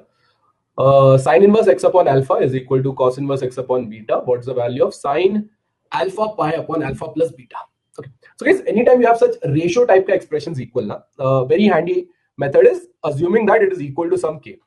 Assuming that it is equal to some k. So I can say here that sine inverse x is equal to k alpha and cos inverse x is equal to k beta. So if you add the two expressions, sine inverse plus cos inverse x is pi by 2 equals k times alpha plus beta is equal to k times alpha plus beta. So I can say pi upon alpha plus beta is equal to what? 2k. Pi upon alpha plus beta is equal to what? 2k. So what do we have? We can substitute this over here and the question reduces down to sine of alpha into 2k. And what is k alpha? K alpha is equal to sine inverse x. So you have sine of 2 times sine inverse of x. What is sine 2 theta? 2 sine theta cos theta. So you have 2 into x into sine inverse of x. I can write it as sine inverse root of 1 minus x square. Sorry, cos inverse root of 1 minus x square. So I can write this as cos inverse root 1 minus x square, root of 1 minus x square, 2 into x into root of 1 minus x square. Option B will be the answer for this question. Option B will be the answer over here. Okay, all of you, is the idea clear? You got this? Let's move on. Achha, what do we have here? Limit x tending to infinity, 8x cube plus mx square power 1 by 3 minus nx. This limit is said to exist and it is equal to 1. What is the value of m by n? Okay. So anytime you have a limit tending to infinity type question, creating zeros is a standard approach. Let's take the 8x cube common. You will get limit x tending to infinity. 8x cube ka cube root is 2x into 1 plus mx square divided by 8x cube. So you can cancel it out. Power 1 by 3 minus nx. Now guys, 1 plus x power n. Binomial for any index, we know it only exists when this 1 plus wala part, its mod is less than 1. And I can say that m upon 8x cube, it is tending to 0. So obviously it is something that is less than 1. So I can use the binomial for any index, which is 1 plus nx plus n square n into n minus 1 into x square upon 2 factorial. But whenever we have the higher powers, n into n minus 1 wala into x square, so in that case, the value starts shrinking out a lot and it does not give you, it's all going to be equal to 0. So we'll just take the two values over here, 1 plus nx. So that is m upon 24x. Okay, this is the only part that we'll take. So the idea is the rest of the terms, which is n into n minus 1 into m by 8x the whole square wala part, this entire divided by 2 factorial. All of this, what will happen is because 2x is multiplied, there is still an infinity going to be present. So all of the rest of the terms, they are anyways going to be equal to 0, that 2 factorial also. All of the remaining terms are anyways going to be equal to 0 itself. So it does not make any difference. Only m upon 24x plays a significant role. So now what do we have? We have 2x plus m by 24x minus nx. This limit x tending to infinity is said to be, sorry, this x will get cancelled out. And this 24 will also get cancelled out and it will be m by 12. This is said to be equal to 1. Now 2 minus n into x, this cannot exist, right? Otherwise infinity limit is not allowed. Plus m by 12 equals to 1. This means n is equal to 2 and m by 12 is 1. So that would mean that m is equal to 12. So what's the value of m by n? That will be option B, 6. Option B, 6 will be the answer for this question. Okay, everyone? Hope the idea is clear. Sure. Moving on. Now we have been told that there's a box of 12 mangoes, out of which 5 are rotten and the rest means 7 are good. So if 2 mangoes are chosen randomly, and it is known that at least one of them is good. Okay. So given that at least one is good, what is the probability that both are good? So one is good ke liye, can I say that there are 2 cases possible? Either both good, that is basically I'm selecting both from the good pile, which is 7C2, or I can have one good and one bad. So 7C1 into 5C1. In the numerator, given that at least one is good, what is the probability both are good? Out of this both good wala category, that is 7C2. Bas. That is all that you have to do over here. What is 7C2 equals to? That's equal to 21 divided by 21 plus 35 over here. 21 upon 56 should cancel the 7 out, giving you the answer as what? 3 by 8. So 3 by 8, option B will be the answer. Okay. This is again one of the extremely simple core basics question. Okay. Chalo. Another very easy question. Anytime you have f of g of x is an identity function, the only condition you need to use is f of g of x equals to x. Differentiate on both sides. F dash of g of x into g dash of x equals to 1. Now put x is equal to a. You get f dash of g of a into g dash of a equals to 1. So what do you have over here? Now you have f dash of b into g dash of a is equal to 2 equals to 1. So f dash of b will be equal to what? That's 1 by 2. Option A is the answer for this question. 1 by 2. Option A will be the answer for this question. Okay, a very simple, straightforward question. Okay, moving on. Now this is a question worthy of skipping. Discrete table के साथ, if you have been asked to find standard deviation with variable value, it could kind of try if you have some extra time, but most of the cases I would recommend you guys just skip it out. So the idea here looks, I'll just tell you the rough process. So first of all, the idea is you find the mean. What is the average? It will be summation fi xi divided by total number of terms. So that's equal to something like 6 into 3 plus 7 into 6, so on and so forth, till 12 into 4 divided by total number of terms is 18, 18, 31, 39, 948. So this gives you the average value. After that, you can say that the standard deviation is root of summation fi into individual observation minus mean ka square divided by 48. So after getting the mean, you need to individually find the difference between the mean and the observation. So let's say your mean comes out something like 9. So 6 minus 9 the whole square into 3 plus then 9 minus 7 the whole square into 6 divided plus 8 minus 9 the whole square into 9, so on and so forth. It's a very tedious question. Always it's just worth to, and even you can look at the options and also see that it's all decimal, so calculation is not going to be very easy either. Right? So after simplifying it all out, the summation of fi into x minus x bar ka square comes out as 124 upon 48. This simplifying it out gives the final answer for this question as 1.607. Okay. So this is a perfect skip question. I recommend never attempting that question. Okay. All right, moving on. Now what do we have? So direction cosine of LMN of two lines are given by, you have two conditions over here, PL plus QM plus RN equal to 0 and AL square plus BM square plus CN square equal to 0. Whenever you have such question, the standard idea in these cases is what? We try to separate out one of the LM or N terms and substitute that into the other expression. Like over here, I can say that what is N? N is equal to PL plus QM divided by minus R. So if I substitute this over here into the second quadratic term, AL square plus BM square plus C into PL plus QM the whole square upon minus R ka square upon R square equals to 0. So multiply R square throughout. So you will get something like this expression. Now what we are going to do is let's first of all open it out. AR square L square plus BR square M square plus C into P square L square plus C into Q square M square plus 2CPQLM equals to 0. Now what we are going to do is we are going to convert this into a quadratic and divide by M square. So we'll take these terms together. So AR square plus CP square into L by M ka square, then plus 2CPQ L by M, LM divided by M square, that is L by M, plus BR square plus CQ square into M square upon M square, that is equal to 0. Now comes the condition that both the lines are parallel. It means I cannot have two different values of L by M. I'm only allowed to have a single value of L by M. When does that happen? When your discriminant is equal to 0. What is the discriminant? B square, which is 4C square, P square, Q square minus 4 AR square plus CP square into BR square plus CQ square is equal to 0 over here.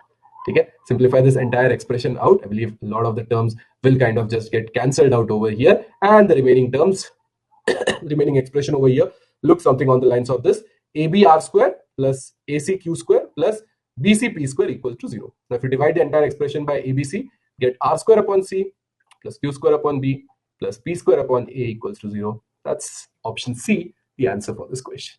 That is directly option C, the answer for this question. Okay, so that bit of calculative, but I think still it should come in a medium to hard level question. I think it's a good one. Chala, moving on. What do we have here? We have been given two hyperbolas, x square upon a square minus y square upon b square equal to 1 and x square upon a square minus y square upon b square. So these are rectangular hyperbolas. I believe should be able to directly look at this idea over here. The two of them are what? The two of them are directly rectangular hyperbolas over here. Why? Because they are again in the direct format of x square upon a square minus y square upon b square minus x square upon a square plus y square upon b square. Now we know relation for rectangular hyperbola that, sorry, why did I write rectangular hyperbola? Conjugate hyperbolas, right? So conjugate hyperbolas, there's a simple relation that it is 1 upon e1 square plus 1 upon e2 square is 1. So over here I can say that 1 upon x square plus 1 upon f of x ka square will be equal to 1. So we can say that 1 upon f of x का square जो है, that is 1 minus 1 upon x square, that's x square minus 1 upon x square. So f of x will be equal to what? It will be taking a root x upon root of x square minus 1. Okay, this is a function. Now let's say you find f of x. What is this going to be equal to? It will be, instead of x, you will put f of x, which is x upon root of 1 root of x square minus 1 divided by root of f of x ka square, that is x square upon x square minus 1 minus 1. What will happen over here? If you take the LCM, I hope you are able to see, you'll get x square minus minus plus 1 upon root of x square minus 1. So root of x square minus 1 gets cancelled out. Basically, it will look something like this. X upon root of x square minus 1 divided by root of x square minus x square plus 1 upon x square minus 1. So this cancels out. Root of x square minus 1 also cancels out. You have f of x equals to x. If you take it 3 times, then you will get back your f of x. But then if you take it 4 times, you will again get your x. 5 times f of x, and this will just keep on repeating. Meaning that over here they have taken it 10 times, which means even, that's x. So integral 2 to 4 x dx. Now I believe all of you should be able to integrate x square by 2. Put in the limits, you get 16 minus 4 by 2. 12 by 2, 6 will be the answer for this question. Okay, that's option C. Option C, 6 will be the answer for the question. Okay, a very simple, straightforward question. Moving on. What do we have here? So you have been told, this should be limit extending to 0. Okay. So we have a smaller area bound by the circle, x square plus y square equal to 2, and y equal to f of x above the x-axis, where f of x is a polynomial of the smallest degree satisfying this condition. Okay. So guys, over here I can see that this is giving me a good vibes of 1 plus 0 power infinity ka form, right? So to make sure that it is satisfied, I need to ensure that constant, linear, quadratic and cubic terms, they are all 0. I am only allowed to have terms higher than 4 or higher than 4. Why? Because let's say you have a constant term. So that's like 5 upon x cube plus whatever the rest of the terms are. Can you see that this part on itself becomes undefined? This part on itself becomes undefined. So, and if you have something like x cube ke saath one term, then it will no longer be 1 plus 0 power infinity. It will become 1 plus whatever that coefficient is, power infinity. So it will not be an indeterminate form over here, which E has been given over here as the answer.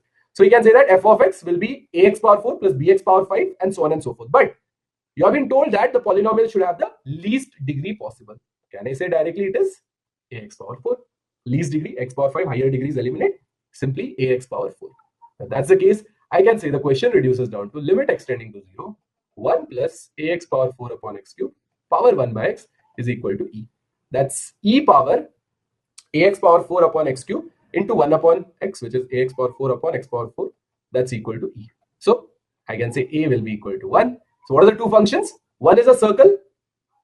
One is a circle, x square plus y square equal to 2. Another is y equal to x power 4. Y equals to x power 4. So as the two of them are even functions, I can say that this area part is repeated 2 times. Their point of intersection, you x power 4 and x square plus y square equal to 2, if you solve them together, you can see that 1 comma 1 and minus 1 comma 1 will come out as the 2 points of intersection. So I can say that the area that we are looking for is nothing but 2 times integral 0 to 1. The upper curve, can I say it is y square equal to 2 minus x square, meaning y equal to root of 2 minus x square. So upper curve is root of 2 minus x square minus what is the lower curve? The lower curve is x power 4. So integral of a square minus root of a square minus x square and integral of x power 4. Just use the two integrals, gives you the final answer over here as pi by 2 plus 3 by 5. Okay? So simple integration wala bit. The important funda over here was identifying that, okay, if it's a 1 plus 0 power form, we need to make sure that it is on the same format. And because the limit finally is given to you as E, we are able to identify that the value of A has to be equal to 1, which leads us with the final function f of x. Okay. Everybody, I hope the idea is clear. With that, let us move on and let's have a look at the next one. You have 4 ellipses E1, E2, E3, E4, which are drawn such that En touches En minus 1 at the end points of its major axis. En has the foci at the end points of the minor axis of En minus 1, where n belongs to 2, 3, 4. Okay, so basically E2 has the foci at the end points of E1, E3 has the foci at the end points of E3, and so on. Eccentricity of E1 is given to you The question is now, how will you get the eccentricity of your final expression over here? How will you get the eccentricity of your final expression over here? This is the final ellipse, which is E4 ka eccentricity. How can you get? So this question is all about finding some relation between the two eccentricities, En and En minus 1. The two eccentricities that we have, we are trying to look for some relation between the two of them. Okay. First of all, so if I have an ellipse En like this, I can say that En minus 1 jo hai, will be somewhat on the lines of this. And these 2 points are going to be the foci, S and S dash. They are the foci of En. They are the foci of En. Okay, this is the condition that we have. Let's first of all write the ellipse En. Let's say it looks something like x square upon an ka square plus, we are using variables because that's better to identify, plus y square upon bn ka square equals to 1. Okay. What is eccentricity of En? Eccentricity of En, I can say, will be root of 1 minus bn square upon an square. Okay, I think this is all the information that we have at this point. Let's take En minus 1 ellipse also. This is x square upon an minus 1 ka square plus y square upon bn minus 1 ka square equals to 1. And its eccentricity will be equal to what? This is root of 1 minus. Acha, over here now, see one change that happens is now for the other ellipse, which were En, if it's a horizontal ellipse, obviously we are considering it as horizontal ellipse, An greater than Bn, the En minus 1 will now become a vertical ellipse, meaning its eccentricity will be root of 1 minus An minus 1 ka square upon Bn minus 1 ka square. There's a small change. Now let's look at the relation between the two of them. Now here you have been told that this value, which is nothing but your Bn minus 1. Can I say this is equal to the Bn value? Bn minus 1, which is the major axis, which is part of the semi-major axis for the En minus 1, is equal to the minor axis of En. Meaning that I can write, instead of Bn minus 1, I can simply write Bn ka square. Okay, 1 minus. And what is An minus 1? An minus 1 is nothing but the foci of En. What is the foci of En? It will be An into En, comma 0. So what will you get as the foci? Over here, if you find An into En, this will be equal to An into root of An square minus Bn square divided by root of An square, that is An over here. This will get cancelled out over here and you will get what? Root of An minus 1 ka, this An into En. An into En, we have gotten your, then this is going to be equal to An minus 1, right? So instead of An minus 1 ka square, I can simply write it as An square minus Bn square over here. I can simply write An square minus Bn square over here as the expression over here.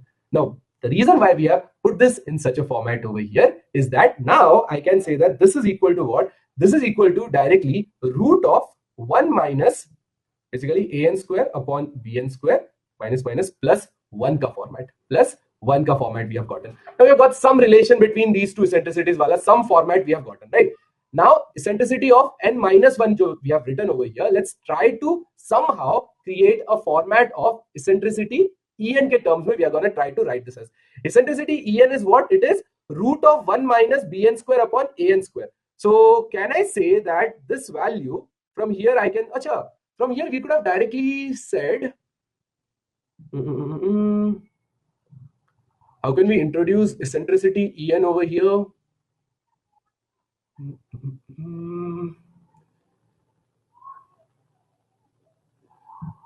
Actually, let's do a little bit differently this. Why did I need to use this? We could have directly, we want to introduce eccentricity over here. We are looking for some, see, E1 is given to us and we want to find E4. So we want some relation between E4 and E1. So instead of this, let me just replace this value with An square upon En square itself. Let's replace this with An square upon En square itself. And now I will find this An square upon Bn square ka value directly. Okay? So over here, we have eccentricity En is equal to root of 1 minus, so I can say that En ka square, that is 1 minus Bn square upon An square. So Bn square upon An square will be equal to 1 minus En square. So I can say An square upon Bn square, that is equal to 1 upon 1 minus En ka square. That is equal to 1 upon 1 minus En ka square. So what do we have overall? We have got a relation that it is 1 minus En square upon 1 minus En ka square. This is kind of the relation that we get between En minus 1 is equal to, I can write over here if you take the LCM, 1 minus 2 En ka square, 1 minus 2 En ka square divided by 1 minus En ka square. Now what we have gotten over here is now I've got En minus 1 basically in terms of En. I've gotten En minus 1 I've gotten in terms of En. But what is given to us, we have been given the eccentricity E1 as what was given, root 3 by 2, and from here we need to get E4 ka value, right? So it's better from E1 I want to find E2. So let's try to rearrange this a little bit to get En ka value in terms of eccentricity n minus 1. So I can say En minus 1 ka square into 1 minus En square is equal to 1 minus 2 En square. So you can say that En minus 1 square minus En minus 1 square into En square is equal to 1 minus 2 into En square. So we can again slightly rearrange this. So and then moving En minus 1 square, En square over to the right side, you'll get En square into En minus 1 ka square minus 2. Hence the final En ka jo value hai, that will be root of En minus 1 the whole square minus 1 upon En minus 1 the whole square minus 2. So let's say you want to find E2 ka value, you will simply put n equals to 2 and you will get E1 is given as root 3 by 2. So that's 3 by 4 minus 1 divided by 3 by 4 minus 2 over here. That's minus 1 by 4 divided by minus 7 by 4. That's minus 5 by 4. That will be giving you the eccentricity as 1 by root 5 over here. So E2 is equal to 1 by root 5. Same process E3 you can get as 2 by 3. Same process E4 you can get it as root 5 by 14. Hence root 5 by 14 will be the final answer for this question. Okay, everyone? So it's a very calculative question. I'll say this. It's an extremely calculative question. Okay? But yeah, it's a good one. So the entire idea revolves around just assuming En ellipse and En minus 1 ellipse and using the relation which is given to you between the two of them. Okay? That's the entire application over here. The idea is clear. Let's move on. Have a look at another one. What do we have here? The number of solutions of sine 3x equal to cos 2. It's a very standard type of question. We can write this as cos 2x equals to cos of pi by 2 minus 3x.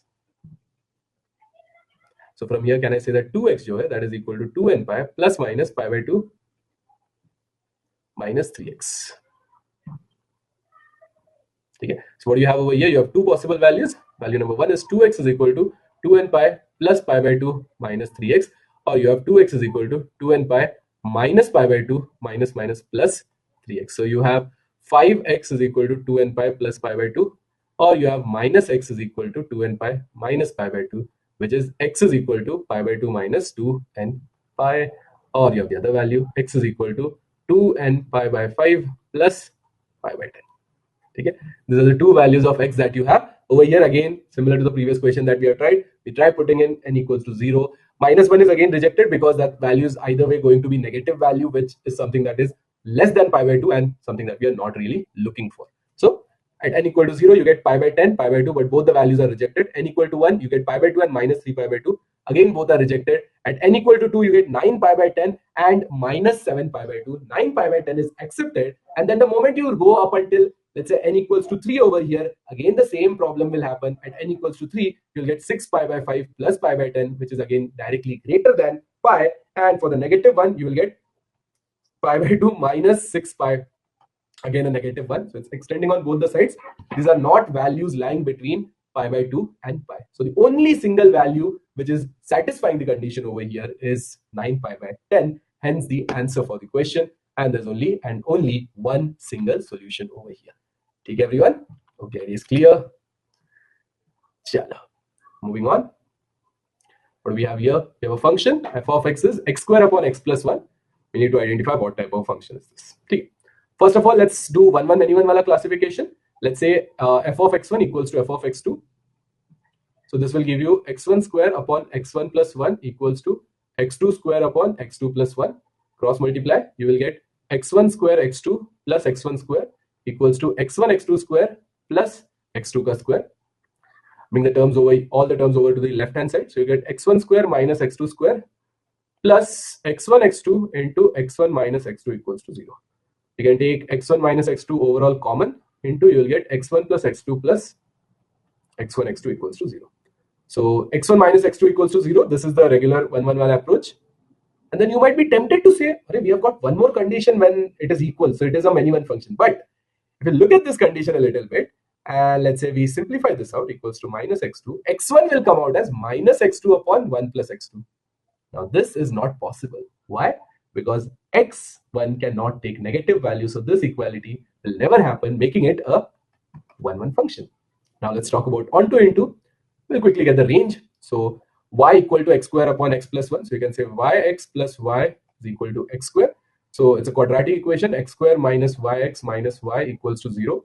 We can say that the discriminant, as x is real, we can say that the discriminant b square minus 4ac should be a positive greater than or equal to 0 wala value over here. So y into y plus 4 is greater than or equal to 0.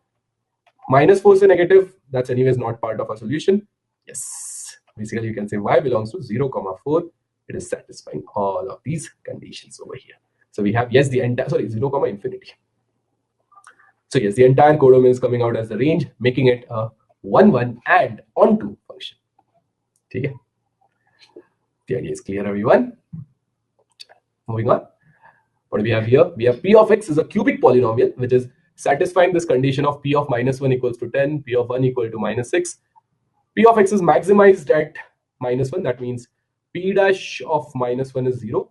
P dash of x is maximized at 1. That means p double dash of 1 is also equal to 0. Okay. This should be p. Okay. First of all, if p double dash, see, p of x is a cubic equation, which means p dash of x is a quadratic equation. P double dash of x is a linear equation. Okay. So now, if p double dash is a linear equation, can I say that p double dash of x will be, has a factor root as 1? So can I say it will be lambda into x minus 1 wala form? Can I say then p dash of x will be equal to lambda into x square by 2 minus x plus c? Now we know that p dash of minus 1 jo hai, that is equal to 0. So that means p dash of minus 1, which is lambda into 1 by 2 plus 1 plus c equals to 0. This would mean that c equals to minus 3 by 2 lambda. So that means, what does the p dash of x look like? It looks like lambda into x square by 2 minus x minus 3 by 2. Now if you again integrate this, p of x will be equal to lambda times x cube upon 6 minus x square upon 2 minus 3 by 2x plus constant of integration. Let's use something else. Let's use k. Now we still don't know what the value of lambda and k is, but no worries. We know we have two more conditions. We have been told that p of minus 1 is equal to 10, which would mean you get something like lambda times minus 1 by 6 minus 1 by 2 plus 3 by 2 is equal to plus k equals to 10. Plus k equals to 10. And second condition, p of 1 equals to minus 6. So you have lambda into 1 by 6 minus 1 by 2 minus 3 by 2 plus k equals to minus 6. So solving the two of them, you can get the value of lambda and k. Lambda comes out as 6, k comes out as 5. So we have the final polynomial with us. So then we can say that p of 3 comes out as minus 22. So 10 times p of 3 will be equal to minus 220, the answer for this question. Okay? That's the entire idea over here. Moving on. What do we have here? You have a homogeneous system of linear equation. It has non-trivial solution, meaning d should be not equal to 0. So, and after that, you have to find the infinite solutions. Cool. So t minus 1, 3t minus 1, 2t, t minus 1, 4t minus 2, t plus 3, and 2, 3t plus 1, and 3t minus 3. This determinant is equal to 0. I'm not gonna go ahead and I hope everyone knows how to open a determinant. So determinant opening, the value you get is 6t into t minus 3 ka square. So you get 6t into t minus 3 ka square equals to 0. So what are the values of t? T equals to 0 is possible and t equals to 3. These are the two values which are possible. Okay. Now you have been told that when t has the smallest value, so t equal to 0 is what we have to consider. The solutions are in the ratio x, y, z are in the ratio a is to b is to c. We need to get that a, b, c ka value. So if I put t equals to 0, what are the equations that I will get? Minus x plus y equals to 0 plus 0z equals to 0. Then I have minus x minus 2y plus 3z equals to 0. Then we have 2x plus y minus 3z equals to 0. From the first one, I can directly say that minus x plus y equals to 0. That gives you x equals to y. That gives you what? X equals to y. Put in x equal to y into any of the other equation, you will get minus 3y plus 3z equals to 0. That gives you y equals to z. So overall, I can say that x equals to y equals to z.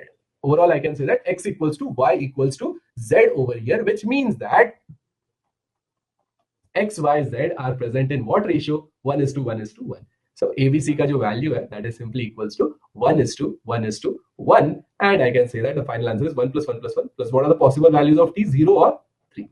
That's equal to 6. Hence, the final answer for this question will be 6 itself. Okay? A very simple, little bit determinant opening manipulation wala question. Okay. Chalo bhai. Moving on. What do we have here? E power ax plus ln 1 plus 4x plus b upon x. Limit straightforward expansion series ka question. This is a straightforward expansion series wala question. E power x ka expansion series we know 1 plus ax square upon 2 factorial plus ax cube upon 3 factorial. Rest of the terms we will not write. The simple reason being that denominator is only going up until x cube, so we don't have to go any further than that. Plus ln 1 plus 4x ko, we know the expansion is x plus, see, minus x square upon 2. Remember this one big change with ln wala expansion, there is no factorial. Plus 4x cube upon 3. We will again not write anything further than this. Plus b divided by x cube. Let's take the terms together. 1 plus b, a plus 4x plus a square by 2 minus 16 by 2 x square plus a cube upon 6 plus 64 upon 3 into x cube divided by x cube. This limit is given to you as equal to L. Now over here, can I say that for the limit to exist, this 1 plus b cannot exist, meaning b equals to minus 1. A plus 4 cannot exist, meaning a equals to minus 4. And if this is done, can I say that the limit value L which we are looking for is nothing but this x cube ke coefficient ka ratio. This will also become equal to 0 at a equal to minus 4. So no problem with that. Now over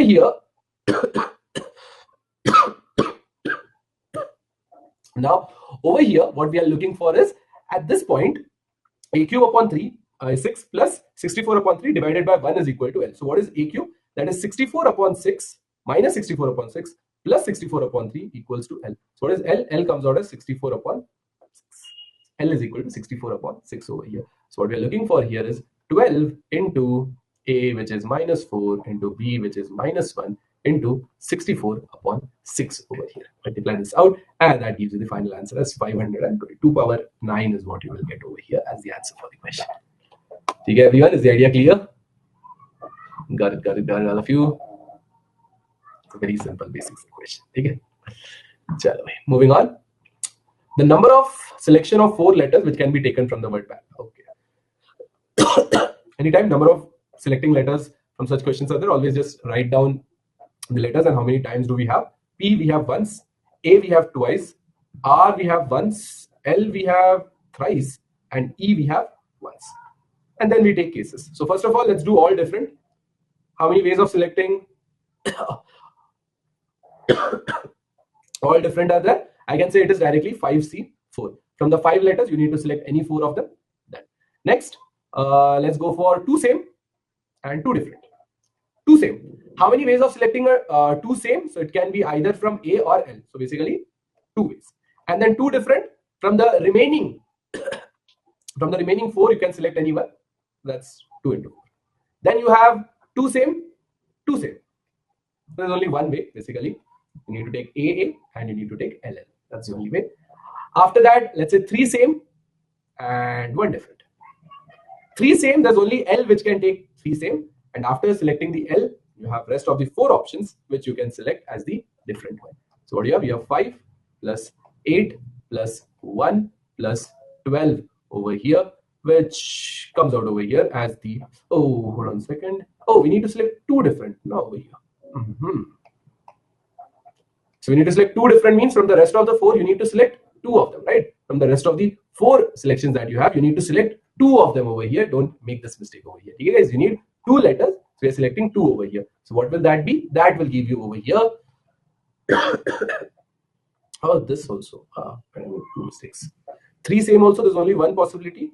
And over here, you'll get 2 into 3, 6, 12 over here. So what is this? 10 plus 12, 22.